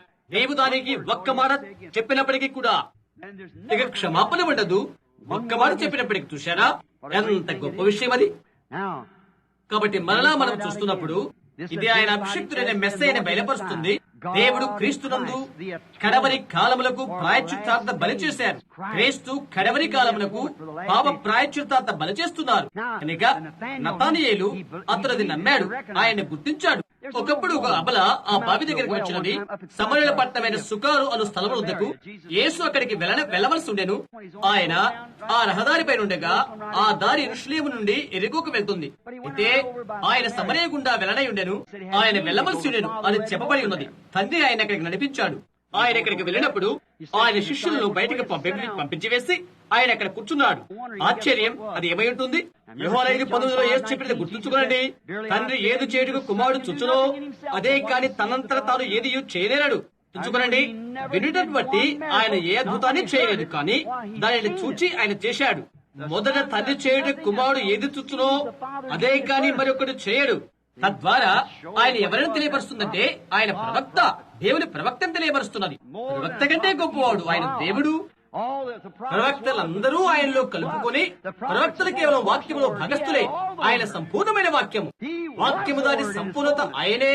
అయితే గమనించు, దేవుడు నానా సమయంలో ఉందో నానా విధములుగాను కొంచెం కొంచెం భాగములుగా మాట్లాడినాడు. ఈ ఆఖరి దినాన వాక్యం యొక్క సంపూర్ణత వచ్చి ఆయన కుమారుడైన యేసుక్రీస్తులో నివసించెను. దేవుడు మన మధ్య శరీరధారి ఆయను. చెడ్డ పేరు గల ఈ స్త్రీ కొన్నిసార్లు వ్యభిచారిని మనం పిలుస్తుంటాము. బహుశా బిడ్డ నడిబజార్లో తిరుగుతున్నవాడు కావచ్చు. ఇప్పటి మాదిరిగా చిన్న బిడ్డల నేరాలు, తల్లుల నేరాలు కలిసి ఉంటవి. ఆ చిన్న స్త్రీ వెళ్లిపోయి తన ఇష్టం వచ్చే రీతిగా తిరుగుతూ ఉండవచ్చు. అందమైన అమ్మాయి కావచ్చు. 11 గంటలకు కుండతో నీళ్లు తీసుకుంటూ కొరగా అక్కడికి వెళ్ళినది. తుంచుకో, నీవు ఎప్పుడైనా తూర్పు ప్రాంతాలకు వెళ్ళినట్లయితే వారు ఆ పద్ధతులు ఏ కొంచెము కూడా మార్చరు. ఇప్పటికీ అవి వారికి ఉన్నవి. స్త్రీలు వెళ్తారు, కన్య పిల్లలు పెద్దల దగ్గర లేచి బావికి వెళ్లి నీళ్లు తెస్తారు. ఒక వ్యభిచారి గాని లేక చెడ్డ స్త్రీ గాని వారితో కలిసి వెళ్లరు. వారు కలిసి మెలిసి ఉండరు. మిగతా వారంతా తెచ్చుకున్న తర్వాత ఆమె వెళ్లవలసి ఉంటుంది. ఆమె అలసిపోయి ఉండవచ్చు. బహుశా ఆమెకు సరికొత్త స్నేహితుడు పరిచయం ఉండవచ్చు.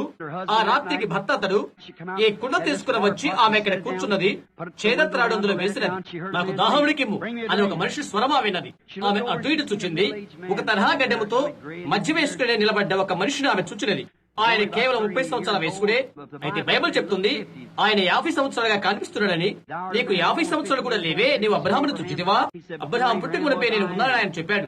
చూశారా, వారిని అర్థం చేసుకోలేదు. అలా ఇతరులపై ఆధారపడిన జీవులను ఆయన విదిలించి వేస్తున్నాడు. ఈనాడు సంఘానికి రమ్మని క్రైస్తవులకు వాగ్దానాలు చేయాలి, బ్రతిమిలాడాలి, బుజ్జగించాలి, బలవంతము చేయాలి. వారు సంఘానికి వస్తే మేము మిమ్మల్ని ఇది చేస్తాం అది చేస్తామని చెప్పాలి. యేసు ఆయన భూపైనప్పుడు ఆయనతో అనేకులున్నారు. ఆయన ఆ కుడికల వైపు చూచి వారిని విడిపించుకోవాలని చూశాడు. మీరు మనిషి కుమారుని శరీరముతో రక్తము త్రాగితేనే కానీ మీరు నిత్యజీవం కలగని వారు కారు అని ఆయన చెప్పాడు. అక్కడ ఒక వైద్యుడు కూర్చుని ఉన్నాడని మీరు ఊహిస్తున్నారా? ఏంటి, ఈ మనుషుడు మానవ రక్తం త్రాగే వారము కావాలనుకుంటున్నాడా? ఆయన రక్తం త్రాగటం బుద్ధిహీనం. మీరంతా ఆ వింత వ్యక్తిని ఒంటరిగా విడిచి వెళ్లారు. వారు విడిచి వెళ్లేరి. ఆయన ఎప్పుడూ దాన్ని విషదపరచలేదు. ఆయన దాన్ని విషదపరచిన అవసరం లేదు. కొన్నిసార్లు నీవేమి చేస్తావు ఆయన నీ విశ్వాసాన్ని కలిపేస్తాడు. అదే విషయాన్ని ఈ రోజు ఆయన చేస్తున్నాడు. అవును, అది మీతో కొంచెం భ్రమగా ఉండును కాక, మీరెక్కడ ఉన్నారో నిజంగా మీరు నమ్మి ఉన్నారో లేదో అది చూసుకని అలాగే ఉండును కాక. గుర్తించండి, ముందుగానే దేవుడి చేత నిర్ణయించబడిన ఆ శిష్యులు కదల్చబడలేదు. ఆయన వారికి విశదీకరించిన అవసరం లేదు, లేక వారు వెళ్లిపోరు. ఆ పిదప 10,000 మంది ఆ సమూహమంతా వెళ్లిపోయారు. అక్కడ కూర్చున్న 70 మందితో ఆయన ఇలాగ చెప్పాడు. వారితో ఆయన ఇలాగ చెప్పాడు, వారు ఎక్కడున్నారో వారిని కదిలించి చూస్తాను. అందుకనే ఆయన చెప్పాడు ఇలాగనా? అలాగైతే ఆయన ఎక్కడి నుండి వచ్చాడో ఆ పరలోకములకు మనుష్య కుమారుడు ఎక్కిపోయినట్లయితే మీరేమంటారు? మనుష్య కుమారుడు పరలోకముడికి ఎక్కిపోవుడయా? మేము ఆయనతో చేపలు పట్టాము, నదీ తీరాన ఆయనతో కలిసి పండుకున్నాము, ఆయనతో కలిసి భుజించాము, ఆయన జన్మించిన పశువులతో చూశాము. ఆయన అమ్మ తెలుసు, ఆయన సోదరులు తెలుసు మాకు. ఆయన ఎక్కడి నుండి వచ్చునో అక్కడికి మనుష్య కుమారుడు ఎక్కిపోవుడయా? ఆయన నజరేతు నుండి వచ్చాడు. ఇది కఠినమైన మాట. వారు కూడా విడిచి వెళ్లారు. మేము ఇది చూడలేము. చూశారా ఏమి జరిగినది? ఆయన శిష్యులు తొనకలేదు, వారికి అది విశదీకరించబడలేదు. అందరూ విడిచిపోయారు. ఆయన ఎన్నడూ అది వివరించలేదు. అది ఆయన వివరించిన అవసరం లేదు. ఈ రోజు మనకు మొక్కలు పెంచే ఎరువు దొడ్డుల లాంటి క్రైస్తవులు అనబడే వారు ఉంటున్నారు. కొందరికి నీవు అలకాలి, కొందరిని బుజ్జగించాలి, నవ్వించాలి. నీవు నాకు తోడ్పాటిస్తావా? నీవు సహకరిస్తావా? నీవు ఇది చేస్తావా? ఒక్క నారుమడ్లు వీరు దేవుని యొక్క ఆత్మలో జన్మించిన నిజ క్రైస్తవుల వరకు కావాలి. వారికి సహకారం ఇంకేమేమో అవసరం లేదు. వారికేమీ అవసరం లేదు. యేసు తిరిగి శిష్యుల వైపు చూసే విధంగా అన్నాడు, మీరు కూడా వెళ్ళనే ఉన్నారా? మీరు కూడా వెళ్తారా? ఆయన చెప్పాడు, నేను మిమ్మల్ని 12 మంది ఏర్పరచుకున్నాను. అయితే మీలో ఒకడు దయ్యము, మీరు కూడా ఎందుకు వెళ్ళకూడదు? అప్పుడు పేతురు ఆ జ్ఞాపకార్థ మాటలు చెప్పాడు, ప్రభువా, ఎక్కడికి వెళుదుము? మేము గ్రహించాము, నీవు జీవము ఊటవైనా అని మేము గుర్తించాము. నీవు వాక్యానివి, అది మాత్రమే మేము తెలుసుకున్నాం. అక్కడ చిన్న స్త్రీ నిలబడి ఉన్నది. నాకు దహానికిమ్ము. ఆమె చెప్తుంది, అది మా ఆచారము కాదు, మేము వేరు చేయబడిన వారము. అటువంటి అలవాటు మాకు లేదు. యూదునికి ఇంకొకరికి ఇలాంటి వ్యత్యాస భేదాలు లేవని ఆమె తెలుసుకున్నట్లుగా వెంటనే ఆయన చేశాడు.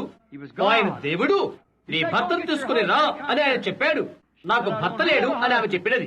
నీవు సత్యమే చెప్పినవని ఆయన అన్నాడు. నీకు 5 ప్రేమిట్లున్నారు, ఇప్పుడు నీతో ఉన్నవాడు నీవాడు కాదు. ఇప్పుడు ఆ స్త్రీ గమనించు, ఏదో జరిగినది. ఆమె హృదయంలో ఉన్న ఏర్పాటున్న చిన్న విత్తనములకు ఏదో జరిగినది. అదే విషయం పరిశీలనతో ఆయన చెప్పినప్పుడు, చూడు, వారి వంక వారు పలికే వాటిని వారు నలుపు చేశారు. వారు క్రైస్తవులుగా చెప్పుకుంటున్నారు, వారు వెంబడించు వారిగా చెప్పుకుంటున్నారు, ఆయన ప్రేమించు వారిగా చెప్పుకుంటున్నారు. అయితే సత్యం వచ్చినప్పుడు అది వారి నలుపును తీసివేస్తుంది. అయితే ఇది వచ్చినప్పుడు అది జీవానికి తీసుకుని వస్తుంది. ఎంత నలుపును తీసివేసేంత తెలుపును చేస్తుంది. ఆమె అన్నది, అయ్యా నీవు ప్రవక్త అనుకుంటున్నాను. 400 సంవత్సరం అంటే మాకు ఒక్క ప్రవక్త కూడా లేడు. గమనిస్తున్నారా? నీవు ప్రవక్త అనుకుంటున్నాను. మెస్సయ్య వచ్చినప్పుడు ఆయన ఈ విషయాలు మాకు చెప్తాడు. ఇలాంటి గుణ విశేషాలు ఆయన గుర్తింపు చేస్తాడు. నీతో మాట్లాడుతున్న ఆయనను నేనే అని ఆయన చెప్పాడు. అది ఆధారం చేసుకుని కుండను విడిచిపెట్టి పట్టణంలోకి వెళ్లి ఇలా చెప్తుంది, నేను చేసినవన్నీ నాతో చెప్పిన మనుషుని వచ్చి చూడండి. మెస్సయ్య గుణ విశేషాలు కావా? హృదయం యొక్క తలంపులు ఎరుగుతున్నటువంటి వాక్యమైన కాడా? ఈయన మెస్సయ్య కాడా? ఆహా, రక్తస్రావ రోగి నా స్త్రీని చూడు. ఆయన యొక్క గుణ విశేషాలను బట్టి ఆయన మెస్సయ్యని గుర్తింపు చేసుకుంటున్నాడు. ఆమెకు రక్తస్రావంలో ఉన్న స్త్రీ ఆయన వాక్యమని ఆయన్ను గుర్తింపు చేస్తున్నది. హెబ్రీ 4:12 బైబిల్ లాగా చెప్తుంది, రెండంచుల ఖడ్గపు కడెను దేవుని వాక్యం వాడిగా ఉండి హృదయం యొక్క ఆలోచనలను శోధించుచున్నది. ఇంతమందికి తెలుసు మనస్సులోని అదే వాక్యం అంటే ఆయన వాక్యమని మీరు నమ్ముతున్నారా? ఆయన నిన్న నేడు యుగాలు ఒక్కడి రీతిగా ఉండడం నమ్ముతున్నారా? అది మీరు నమ్మినట్లయితే ఇక చాలు. గమనించండి, ఆమె ఇలా అనుకుంటున్నది, నేను ఆయన వస్త్రమును ముట్టినట్లయితే ఎందరూ ఆయన గురించి ఏమనుకున్నా ఆయన ఏమనుకోలేదు. ఆయన ఏమి చెప్పాడో ఆయన ఈ రోజు అలాగే ఉంటాడని నేను అనుకుంటున్నాను. నేను ఆయన ముట్టినట్లయితే బాగుపడతాను. అలాగే నెట్టుకుని పోయి ఆయన ముట్టినది ప్రజల్లో ఉండి వెనుకకు పోయినది. యేసు ఆగి నన్ను ముట్టినది ఎవరు అని అడిగాడు. ఆయన ఏదో నరాల భయంతో ఉన్నాడని పేతురు ఆయన చిత్రీకరించుకుంటున్నాడు. అతను చెప్తున్నాడు, అందరూ ముడుతున్నారు, అలాగనవద్దు. ఏమి తనంచలో వారికి తెలియదు. ఎంత హోదాగల మనిషివి ఇలాగ చెప్తున్నావు? అందరూ నిన్ను ముడుతుంటే నన్ను ముట్టింది ఎవరంటావేమి? ఆయన ఇలా చెప్పారు, నేను కొంత బలహీనపడ్డా అనుకుంటున్నాను, నాలోని ప్రభావం వెళ్లిపోయినది, ఏదో జరిగిందని తలస్తున్నాను. చూడు చూడు, ఆ గొప్ప కదలిక ఏదో. ఆయన ఆమెను కనుక్కునే వరకు అటు ఇటు చూశాడు. ఆమె స్థితిని ఆయన ఆమెకు చెప్పి, అనగా ఆమె విశ్వాసం ఆమెను రక్షించుందని చెప్పాడు. హృదయంలోని ఆలోచనలు తెలుసుకున్నవాడై ఆయన వాక్యముగా గుర్తించబడుతున్నాడు. వాక్యము శరీరమును హృదయమును శోధించును. ముగించుకుందాం ఒక క్షణం. హెబ్రీ 13:8 నిజం. ఆయన నిన్న నేడు యుగములు ఒకనే రీతిగా ఉన్నాడు. ఇలా నమ్ముతున్నారా? నేను ఇక్కడ చాలా వదిలిపెడుతున్నాను. ఇప్పుడు ఈ ప్రస్తుత కాలంలో ఆయన గుణగణములను ఆయన విశదీకపరుస్తున్నవి. అనగా ఆయన అప్పుడు రీతిగానే ఇప్పుడును నిన్న నేడు ఈ యొక్క యుగములు ఒక్కటే రీతిగా ఉన్నాడు. అవును కదా? ఆయనే అది వాగ్దానం చేశాడు. ఆయన గుణ విశేషాలు ఆయన గుర్తింపులని గుర్తించుకోనండి. ఎంతమంది అర్థం చేసుకున్నారో చేయొద్దండి. ఆయన గుణ విశేషాలే ఆయన గుర్తింపులు. మాయమార్గన వచ్చిన వారి సంగతి ఎలాగో అలాగే నేను చెప్పగలను. యేసు సిలువ వేయబడ్డాడు. అందరూ విషాదంలో మునిగిపోయారు. వారు ఆ సమాధి యొద్ద ఉండగా ఎవరో వచ్చి ఆయన తీసుకుని పోయారని చెప్పారు. ఒక దినాన మొదల మార్గాన ఆయన వారితో కలిసి అమ్మాయి మార్గాన వెళ్తున్నారు. ఎందుకు మీరు ఎంత విచారంగా ఉన్నారు అని అడిగాడు ఆయన. మీరు ఇక్కడ కొత్తవారా? వారితో కలిసి ఆయన లోపలికి వెళ్ళిన తర్వాత సిలువ వేయబడక ముందేమి చేశాడో అదే చూశాడు ఆయన. అలాగ చేయడం అనేది ఆయన గుణ విశేషణము. ఆయన గుణ విశేషణను బట్టి ఆయన గుర్తరిగి సిలువ వేయబడక ముందున్న ఆ యేసే ఈయనని వారు గుర్తుపట్టారు. ఆమేన్. దేవుడి గుర్తులు ఆయన లేపాడు. అప్పుడు ఇలాగనో ఇప్పుడును ఆయన గుణ విశేషాలు ఉన్నవి. సదమాదినాలు మరలా వచ్చుట యేసు చెప్పిన రీతిగా అవే సంభవించుతున్నవి. జనులకు మనిషి కుమారుడు బయలుపరచుకున్నప్పుడు అలాగుండును. అది ఆయన గుణ విశేషం యొక్క చిహ్నము. Hebrews 4:14 and 15. He is now our high priest that can be touched by the feeling of our infirmities, just like he was then. అది నమ్ముతున్నారా? ఆయన మన బలహీనతలు వహించెను. ఆయన మనలను ఆయన నిన్న నేడు యుగకాలం ఒక్కడే రీతిగా ఉన్నట్లయితే ఆయన కార్యాలు ఎలాగ ఉండను? ఆయన గుణ విశేషాలు ఒక్కడే రీతిగా ఉంటవి. ఆ స్త్రీ ఆయన వస్త్రుడు ముట్టినప్పుడు ఏ కార్య విశేషం చేసినో అలాగే ఇప్పుడు చేస్తారు. మీరు నమ్ముతున్నారా? ఆయన నిరంతరము జీవిస్తున్నాడు. అప్పుడు ఎలాగున్నాడో ఇప్పుడును అవేనని ఆయన గుణ విశేషాలు గుర్తింపు చేస్తున్నవి. హృదయపూర్తిగా నమ్ముతున్నారా? God identified దేవుడు తన గుణ విశేషాల బట్టి గుర్తించబడి ఉన్నాడు.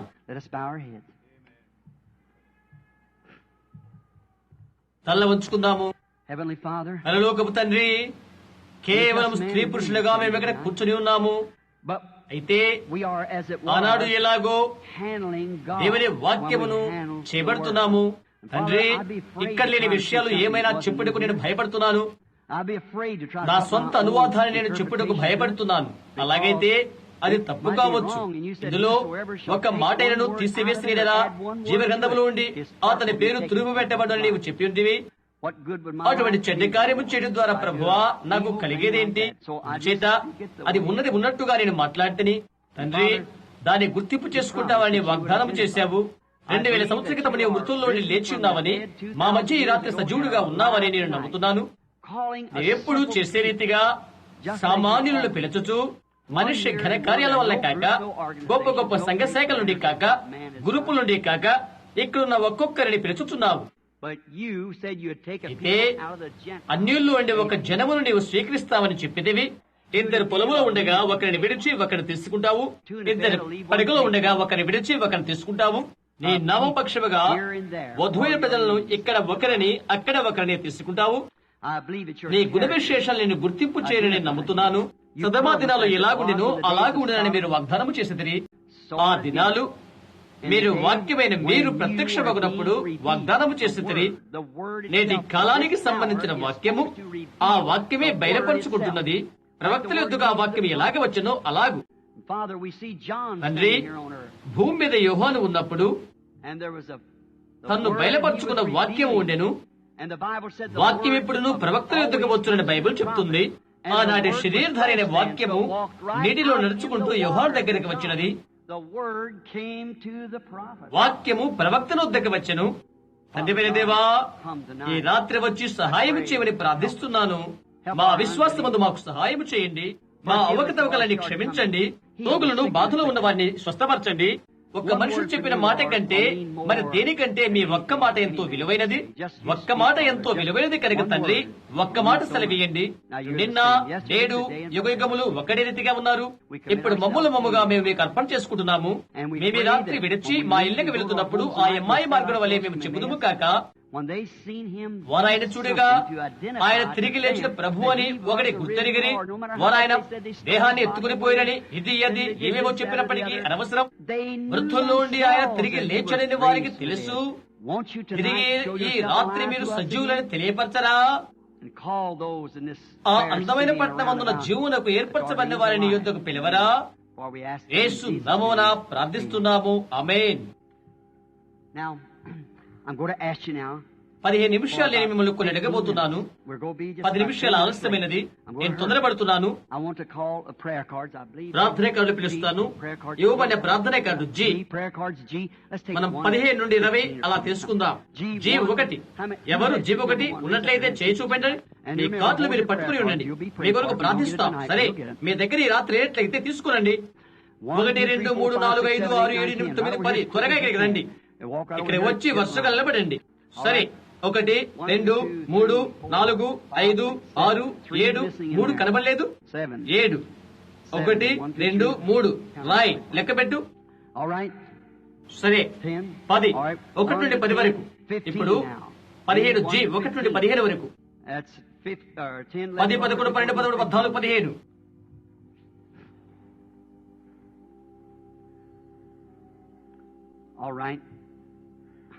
సరే, ఆపుదాం. ఇప్పుడు చాలు.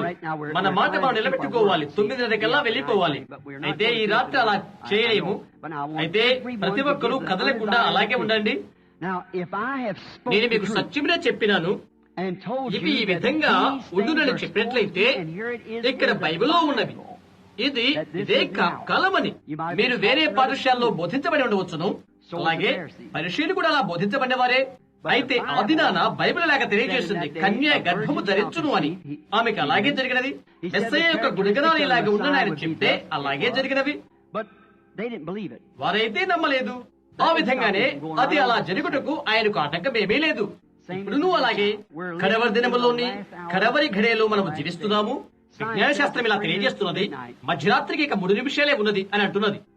అది ఇంకా సమీపంగానే నేను అనుకుంటున్నాను. కమ్యూనిజం దేశాన్ని కప్పివేసినది. బోధకులు క్రీస్తుకు బదులుగా కమ్యూనిజం వైపు వెళ్లారు. అలా వెళ్లి దాన్ని ఖండించినట్లుగా అది కనిపిస్తున్నది. అటువంటప్పుడు మనం నివసిస్తున్న గడియను ఎందుకు చూడలేరు? కమ్యూనిజం, అయ్యో కమ్యూనిజం నేను భయపడను. సిద్ధపడిన వారిని కబలించుటకు ప్రభు చూడగా ఎలా ఉంటుందో అది సంఘానికి అలా భయభీతిని కలుగు చేస్తుంది. ఇప్పుడు ప్రతి ఒక్కరూ కమ్యూనిజం ఏమి జరగడో అమెరికా దేవుని వైపు తిరిగి తెలుసుకున్నాడు గాక రోగాన్ని గుర్తించాలి, అప్పుడే దానికి నివారణ కనుగొనగలవు. ఇప్పుడు ప్రతి ఒక్కరూ భయభక్తులతో ఉండండి, అటు ఇటు తిరగవద్దు. బయట ఉన్న వారికి ప్రార్థన కథలు లేకుంటే దేవుడు మిమ్మల్ని స్వస్థపరచాలని ఆశిస్తే మీ చేయెత్తండి. మీరెక్కడున్నా పర్వాలేదు, నేను నమ్ముతున్నాను అని చెప్పండి. చూడు, ఇది పనిచేస్తూ అనుకుంటాను. సరే, అక్కడ వెనకాల ఉన్నవారు నా మాట వినగలుగుతున్నారా? సరే సరే, గమనించండి సహోదరు రాయ్, నేను చెప్పగలిగిన దానికంటే దేవుని దగ్గర వచ్చి ఒక్క మాట ఎంతో ఘనమైనది. ఇక్కడ నుండి చూస్తున్న కొలది ఇది కఠినంగా ఉంటుంది. అలాగే ఉంటుంది నీకు. గమనించండి, వెలుగు కాంతి నీ కళ్ళలో పడుతుంటే దూరం ఉన్న వారికి చూడటం కష్టతరంగా ఉంటుంది. నాకు తెలియదు, వాస్తవంగా నేను ఎదిగిన వారి కంటే వాస్తవంగా ఏ వ్యక్తిని కూడా చూడలేకపోతున్నాను. నాకు పరిచయిస్తున్న కానీ వారు మీ చేతులు చూయించండి. అన్ని వైపులా ఉన్నారని ఊహిస్తున్నాను. మిమ్మల్ని గురించి నేను ఎరిగిన వారు, ప్రార్థన వలసలో ఉన్నవారు మీ చేయి చూపండి. ప్రార్థన వలసలో ఉన్నవారు, వింటున్నవారు, వినబడుతున్నవారు, నేను తెలియని వారు మీరు చేయొద్దండి. ప్రతి ఒక్కరూ ఆయన ఎవరు? మన బలహీనత కలిగిన ప్రధాన యాజకుడు ఆయన. ఆయన వస్త్రం చెంగున పుట్టిన ఆ స్త్రీకి బహుశా ప్రార్థనా కార్డు కూడా లేదనుకోండి. అయితే ఆమె ఆయన ముట్టినది. అలా ముట్టినప్పుడు ఏదో ఒకటి జరిగినది. అలాగే మీరు ఆయన ముట్టండి. హెబ్రీ 4వ అధ్యాయం చెప్పండి. ఎంతమందికి తెలుసు ఆయన మన ప్రధాన యాజకుడై ఉండి మన బలహీనతలను ఆయన ఎరిగి ఉన్నాడు? అది ఎంతమందికి తెలుసు? అదే గుణ విశేషాన్ని ఆయన నిరూపణ చేయగలరా? ఆయన నిన్న నేడు యుగములు ఒక్కటే రీతిగా ఉన్నాడు. సరే సహోదరా పెర్రీ, నీవు ఆయన నా దగ్గరికి తీసుకునేరా? ప్రతి ఒక్కరు ఎంతో భయభక్తిగా ఉండాలని ఆశిస్తున్నాను. ఇక్కడ ఉన్న సహోదరి, నా మాట వినబడుతుందా? నాకు తెలియదు. అక్కడ ఎవరు ఇంజనీర్ చేస్తున్నారో నాకు తెలియదు. ఒక దర్శనం. గుర్తుంచుకోండి, నేను మెస్సయ్యను కాను, నేను క్రీస్తును కాను. అయితే ఆయన ఇక్కడ ఉన్నాడు. అది చూడాలనే నేను ఆశిస్తున్నాను. ఆయన తన మాట నిలబెట్టుకుంటాడు. ఇక్కడ ఒక స్త్రీ ఉంది, ఆమె రోగి ఉంటే నాకు తెలియదు ఆమె విషయం. ఆమె నాకంటే పెద్దది. కొన్ని మైళ్ళ వ్యత్యాసంలోనూ కొన్ని సంవత్సరాల తేడాలోనూ మేము పుట్టాము. ప్రథమంగా మేము కలుసుకుంటాం. ఇదే యోహాను 4వ అధ్యాయంలో మన ప్రభు కలుసుకున్నట్లుగా దాన్ని ఎంతో విషయంగా మీకు తెలుపుతాను. అది మీరు చూడలేరు. ఆ తీర్పు సమయాన, ఆ స్థలములో, ఆ దినాన ఎవరి రక్తం నా చేతుల పైన ఉండకుండా కాక ఈ కడవరి కాలములో ఇవి జరుగునని యేసు వాగ్దానము చేశాడు. జరుగుతున్న వారములో మీరు తెలుసుకుంటారు. అది వాగ్దానము. ఆ స్త్రీ నాకు తెలియదు. ఒక పురుషుడు స్త్రీ ప్రథమంగా కలుసుకుంటున్న సమయం ఇది. మీరెందుకు ఇక్కడ ఉన్నారో యేసు నాకు అది తెలియజేసినట్లయితే ఇంకొకరు కానీ మీరేమి చేస్తున్నారో, మీకు గల సమస్య ఏదో, మీరు చేసినది ఏమిటో, అది ఆర్థిక విషయమా, కుటుంబ విషయమా, ఏదైనప్పటికీ అది అప్రక్తమైన శక్తి నుండి రావాల్సి ఉన్నది. ఎందుకంటే మీరెవరో నాకు తెలియదు. దానికి ఎంతమంది సాక్షులుగా ఉంటారు? అతీతమైన శక్తి ద్వారానే అది రావాల్సి ఉన్నది. ఎందరూ సాక్ష్యం ఇవ్వగలరు? పరీక్షని వలె నీవు ఆటాడగలవు, ఇది అది అని. ఆ ప్రక్కన చూడు సహోదరు రాయ్, పరీక్షని వలె నీవు ఆటగా దీనిని దురాత్మని నీవు చెప్పగలవు. అనేకులు అలాగ చేయలాగన. అలాంటప్పుడు అది దేవునికి నీకు సంబంధించినది. అప్పుడు ఆ ఫలాన్ని నీవు పొందుతావు. ఇది దేవునికి సంబంధించినదని నీవు చెప్పినట్లయితే అప్పుడు ఆయన ఫలము నీవు పొందుకుంటావు. కనుక మంచిగా చూసుకో. ఒక క్షణం నా వైపు చూడు. పేతురు యోహాను శృంగారమున దేవాలయపు ద్వారం దగ్గర నిలబడి నా వైపు చూడు అని చెప్పిన రీతిగా మీరెవరో నాకు తెలియదు. పరిశుద్ధాత్మకైతే తెలుసు. ఒక నా ప్రక్కన ఉండి వచ్చి నీ హృదయంలో ఏముందో చెప్పగలదు. అలాంటప్పుడు బైబిల్ చెప్తుంది, దేవుని వాక్యం రెండంచుల ఖడ్గము కట్టును వాడిగా ఉండి హృదయం యొక్క తలంపులను ఆలోచనలను పరిశోధించున్నది అని బైబిల్ ఖచ్చితంగా సెలవిస్తుంది. హృదయం యొక్క రహస్యాలు తెలియజేస్తుంది. అది దేవుని యొక్క గుణ విశేషణము. నేటి దినమున వాక్యం యొక్క ప్రత్యక్షమై ఉంటుందని ఎంతమంది నమ్ముతున్నారు? ఏంటో తెలుసా, నేను అది బోధించాను, దాని గురించి చెప్పాను. అయితే ఇది సత్యమా? గమనించండి. ఆ తర్వాత విషయం, ప్రతి ఒక్కరికి అది సత్యమైతే, అది సత్యము కాకపోతే అది ఆమె తెలుసుకుంటుంది. తప్పక ఆమె తెలుసుకుంటుంది. మీరు కూడా తెలుసుకుంటారు. అది సత్యము కాకపోతే నేను క్రీస్తుని గురించి అబద్ధ సాక్ష్యం చెబుతున్నాను. అది సత్యమైతే మీరందరూ ఆయనకు మీ హృదయాలు ఇస్తారా? మీ హృదయపూర్తిగా నమ్ముతున్నారా? నీకేది అవసరమో సమీపించు, అంగీకరించు. నీకేది అవసరమో అవును, అది సత్యం. పరిశుద్ధాత్మను గుర్తింప చేసుకును కాక యేసుక్రీస్తు నామమున. మీరెందుకు ఎక్కడ ఉన్నారో నాకు తెలియదు. మీరెక్కడ నిలబడి తల్లివలే చూస్తున్నారు, అంత మాత్రమే నాకు తెలుసు. అయితే ఎందుకొరకు మీరు ఎక్కడ ఉన్నారో పరిశుద్ధాత్మకు తెలుసు. మీ బాధ మరి ఇంకా ఏమో అదంతా ఆయనకు తెలుసు. అది సత్యమా కాదా మీరే తెలుసుకుంటారు.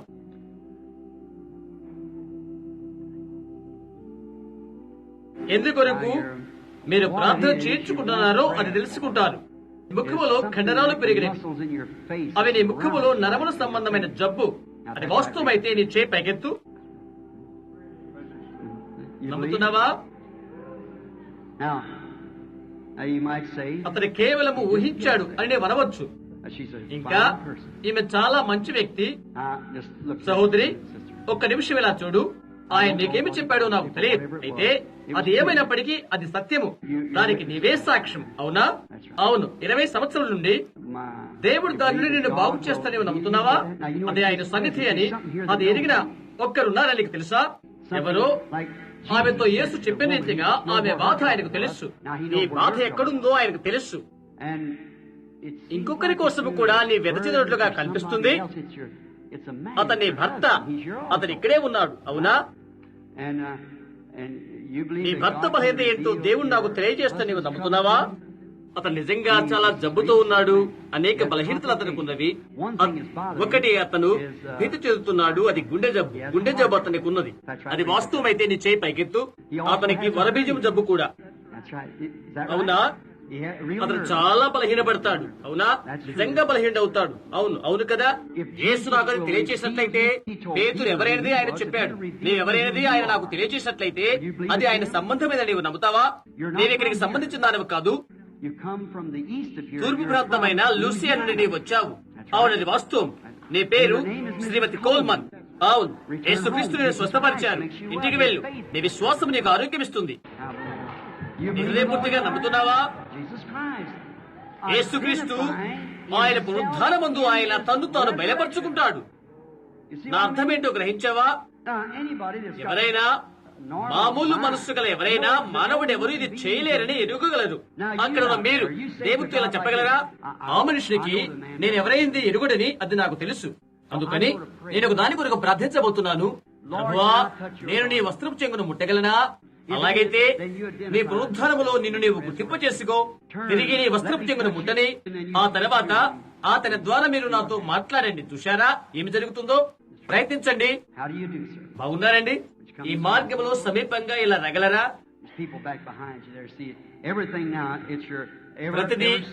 ప్రతి ఆత్మ వేగం పుచ్చుకుని ఉన్నది. మీరు గ్రహించండి, గమనించండి. మీరు వారి ఆలోచన తెలుసుకునండి. అది చేరుకుంటే మీరంతా కలగూర చేస్తారు. నేను ఆయన సేవకుడిని మీరు నమ్ముతున్నారా? నీవెందుకు ఇక్కడ ఉన్నావో క్రీస్తు నాకు తెలియజేస్తానని నమ్ముతున్నావా? తీర్పు యొక్క సభాశాలలో ఈ రాత్రి గురించి మనం ఇక్కడ లెక్క చెప్పవలసిన వారే వింటున్నాము. నీకది తెలుసు. నీకున్న బాధల్లో ఒకటి నీకు వీపు సంబంధమైనది. నీకు చాలా చాలా బలహీనతలు ఉన్నవి. నీకు వీపు నొప్పి, నీకు కళ్ళ బాధ. అది వాస్తవమైతే నీ చేయొద్దు.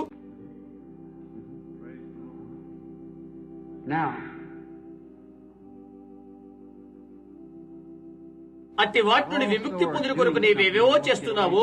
అవన్నీ నేను చెప్పిన వాస్తవమేనా? పొగ త్రాగడం మానుకోవాలనుకుంటున్నావు.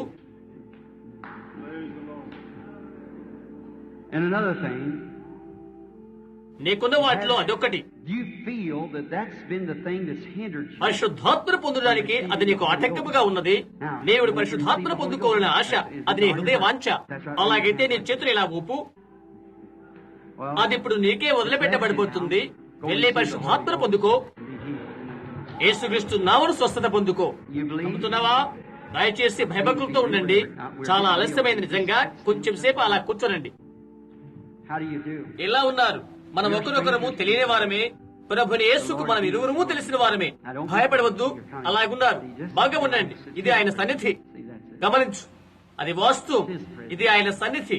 మీకు నిజంగా క్రొత్తగా ఉన్నట్లుంది. ఎంతో దీనంగా ఆదరణగా ఉన్నది. చూడండి, మనుషుల దగ్గర నిలబడటం వలన అలా అనిపించదు. ఎంతమంది ఆ వెలుగును అగ్నిస్తంభాన్ని చూశారు? 1-2 పర్యాయాలు టెక్సాస్ లో అది తీసుకోబడింది. స్త్రీ ప్రక్కగానే అది వేలాడుతూ ఉంది. గమనించు, ఈ కొల ప్రమాణంలో ఉంది. మీరు చూడాలని ఆశిస్తున్నాను. మనం జరుగుతూ పోతుంటే అది దానిపై అదే చేస్తుంది. చూశారా? రేపు 9 గంటలకు ప్రార్థన వరుస ఉంటుంది. గమనించండి, నేను ఎక్కువ సమయం ఉంచాను. ఈ ఒక్క స్త్రీని తీసుకుందాము. ఒక్క నిమిషం. అక్కడ కూర్చున్న వారిని నమ్ముతున్నారా? అవునా? అక్కడ కూర్చున్న వారిని నమ్ముతున్నారా? అవునా? ఎటువంటి బలహీనతతో మీరు బాధపడుతున్నది? అంటే ఏ బలహీనత? చూడండి, ఆమె ముట్టింది ఏంటి? ఆ స్త్రీ ఎవరో నాకు తెలియదు. ఆమె ప్రధాన యాజకుని ముట్టినది. అయితే చూడండి, నా వెనకాల ఆమె ఉన్నది. అబ్రహాము కాలంలో జరిగినట్లుగానే. సహోదరి, ఇటువైపు చూడు. ఒక్క నిమిషం. నీ హృదయంలో ఏదో బాధతో ఉన్నట్లున్నావు. అది నీ వెనకాల కూర్చున్న కుమార్తెని గుర్చి. ఆమెకు చెవిలో జబ్బు. అవునా? నీ హృదయబుద్ధిగా నమ్ముతున్నావా? అలాగైతే నమ్ము, ఆమె స్వస్థత పొందుతుంది. చూడు, నేనేమి చెప్తుందో అర్థమవుతుందా? నీవు నమ్మినట్లయితే సమస్తమును సాధ్యమే. నమ్ముతున్నావా? చేయి వెనకాల పెట్టుకుని కూర్చున్న స్త్రీ అక్కడ ఉన్నది.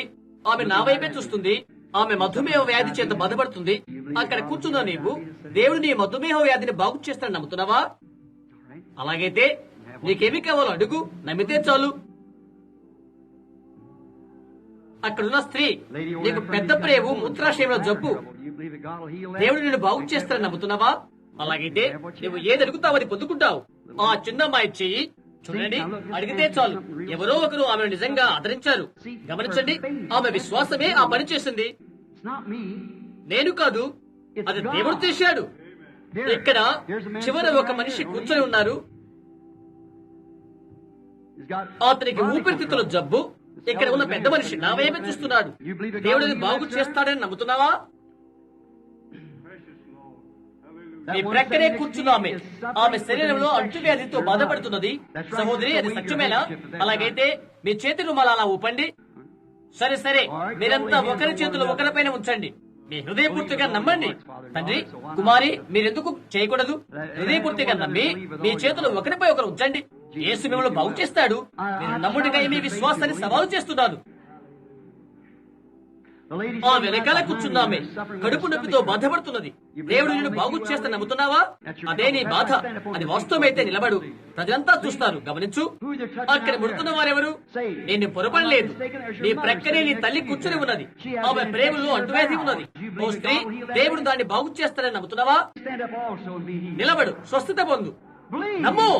ఆయన నిన్న, నేను, యుగయుగములు ఒక్కడే రీతిగా ఉన్నాడు. ఆయన తనకు తానుగా గుర్తింప చేసుకుంటాడు. నేను ఆయన ప్రవక్తను నమ్ముతున్నావా, లేక ఆయన సేవకుడు నమ్ముతున్నావా? ప్రజలకు అది అడ్డు చేస్తున్నది. వారిని అర్థం చేసుకున్నారు. ఇటు చూడు, నీ హృదయపూర్తిగా నీవు నమ్ముతున్నావా? అవధులు లేని నరాల బలహీనతతో నీవు బాధపడుతున్నావు. దానికి గల కారణం ఏంటో నేను చెప్పగల నమ్ముతున్నావా? కారు ప్రమాదం జరిగినది. అవునది వాస్తవం. అది పెరిగి నీ వీపునకు గుచ్చుకుని నీ భుజాలపైకి వచ్చి ఉన్నది. వాస్తవేనా? ఈ రాత్రి నిన్ను విడిచిపోతుంది. జీవితాన్ని గురించి కూడా నీవు భయపడుతున్నావు. తిరస్కృతి కలుగుతుంది. నీవు బాగుండబోతున్నావు. వెళ్ళు, నీ నిండు మనసుతో నమ్ము. నువ్వు నమ్మితే యేసుక్రీస్తును బాగు చేస్తాడు. ఆమేన్. నువ్వు నమ్ముతున్నావా? ఆయన నీకున్న కీళ్లవాతం జబ్బుని బాగు చేస్తాడని నమ్ముతున్నావా?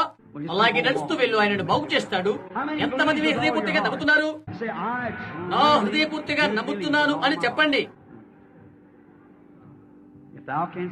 నమ్మినట్లయితే మధుమేహ వ్యాధిని, చక్కెర వ్యాధిని, వాటిని ప్రజలను ఆయన బాగు చేస్తారని నమ్ముతున్నారా? మీరు నమ్ముతున్నారా? నడుచుకుంటూ వెళ్తూ, ప్రభువా, అందుకొరకే నీకు ధన్యవాదాలను చెప్పండి. మీ హృదయపూర్తిగా నమ్మండి, మీరు స్వస్థత పొందుకుంటారు. ఆ బయట ఉన్నవారు మీరు ఎంతమంది నమ్ముతున్నారు? మీ నిండు మనస్సుతో మీరు అటు ఇటు తిరుగుతున్నారు. స్నేహితులారా, మీరు అభ్యంతరం కలుగు చేస్తున్నారు. ఎంతమంది నమ్ముతున్నారు నేను చెప్తాను. నా నిండు మనసుతో నేను నమ్మితేనని చెప్పుకోవాలి. మీరు చేయొద్దండి. ఒక్క విషయం మీరు చేయాలని నేను కోరుకుంటున్నాను. యేసు తన వాక్యాన్ని నిలబెట్టుకున్నట్లయితే, అది మీరెలా నెరవేరిందని మీరు నమ్మినట్లయితే, యేసు ఆయన సంఘానికి ఇచ్చిన చివరి ఆజ్ఞలో ఇలాగూ చెప్పారు, నమ్మిన వారి వల్ల ఈ సూచక్రియలు జరుగును. ఇప్పుడు ఎంతమంది నమ్ముతున్నారు? ఆయన ఇలాగ చెప్పాడు, వారు తమ చేతిలో రోగులపైన ఉంచినప్పుడు వారు స్వస్థత పొందుదురు. ఆ వాగ్దానాన్ని నమ్ముతున్నారా? అలాగైతే నీ ప్రక్కనున్న వారిపైన నీ చేయి పెట్టు. ఆయనను స్వస్థపరచకపోతే నీవు చచ్చిపోతావు, నీవు నీడగా మిగులుతావు. అయితే యేసుక్రీస్తును బాగు చేస్తాడని నమ్ముతున్నావా? అలాగైతే ముందుకు సాగు, నమ్ము, స్వస్థత పొందు. రమ్మా, నిన్ను టీబీ నుండి, మధుమేహ వ్యాధి నుండి ఆయనను బాగు చేస్తాడని నమ్ముతున్నావా? సరే, హృదయపూర్తిగా నమ్మే వెళ్ళు, బాగుపడతావు. ప్రార్థించుదా, మీరు ఒకరి గురికి ఒకరు ప్రార్థిస్తున్నారా? ఒక్కరిపై ఒకరు మీ చేతులు ఉంచండి, అందరం కలిసి ప్రార్థిద్దాం. ప్రతి ఒక్కరూ ఒకరి మీద ఒకరు చేయి ఉంచండి. ఆలస్యమైపోతుంది. ఒకరిపైన ఒకరు చేతులు ఉంచండి, ప్రార్థిద్దాం. ప్రభువైన యేసు, దేవుడు తన ప్రజల మధ్య తాను గుర్తింప చేసుకునేవాడని మేము నిశ్చయించి నమ్ముతున్నాము. నిన్న నేడు యుగయుగములు ఒక్కడే రీతిగా ఉన్న ఆయన గుణ విశేషాలు వాటికవే ప్రత్యక్షమవుతున్నవి. ఓ ప్రభువైన దేవా, వాక్య వాగ్దానము నీవే చేశావు. నమ్మిన వారి వల్ల ఈ సూచక్రియలు జరుగునని చెప్పి ఉంటివి. వారు రోగుల మీద తమ చేతులు ఉంచినప్పుడు వారు స్వస్థత పొందునంటివి. విశ్వాసులని ఈ ప్రజలు అంగీకరించారు. పునరుద్ధారుడైన యేసునందు విశ్వాసులు. ఆయన భూమి మీద ఉన్నప్పుడు ఏ గుణ విశేష చేత గుర్తింపజేసుకున్నాడో అట్టి వారి చేత గుర్తింపజేసుకుంటున్నాడు. వాక్యము వాస్తవమైన సత్యమని రూపొందుచు ఆయన నిన్న నేడు యుగములు ఒక్కడి రీతిగా ఉన్నాడు. ప్రభువైన యేసు, ఒక్కరిపై ఒకరు చేతులుంచిన ఈ విశ్వాసాలు బట్టి దేవుని కుమారునిగా రుజువుపరుచుకున్న పునరుద్ధార దైవిక సన్నిధిని బట్టి, ఈ యొక్క రాత్రి వేళ పునరుద్ధారుడుగా మా మధ్య శరీరధారిన ఆయన బట్టి, విశ్వాసుల శరీరంలో ఆయన అలా ఉండటం బట్టి ప్రతి దురాత్మను నేను ఆజ్ఞాపిస్తున్నాను. ప్రతి రోగ వ్యాధికి నేను ఆజ్ఞాపిస్తున్నాను. ఈ ప్రజల్లో ఉండేవి బయటకు వెళ్లిపోయినట్లుగా మీరు ఒకరిపై ఒకరు చేతులు చుట్టగా ఇలా ఆజ్ఞాపిస్తున్నాను. యేసుక్రీస్తు నామమున కూర్చోనండి.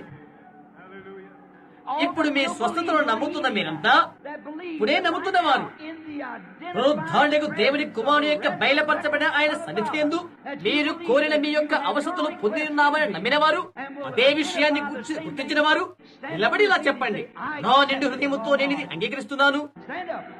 యేసుక్రీస్తు సన్నిధిలో అందరూ నిలబడండి. నమ్మిన వారంతా ఆయన్ని స్తుతించండి. ఆయనకి స్తుతి మహిమ చెల్లించండి. చేతులెత్తి ఆయన కృతజ్ఞతలు చెల్లించండి. దేవుడు చేసి ఉన్న ప్రతి వాగ్దానాన్ని ఆయన స్థిరపరచును.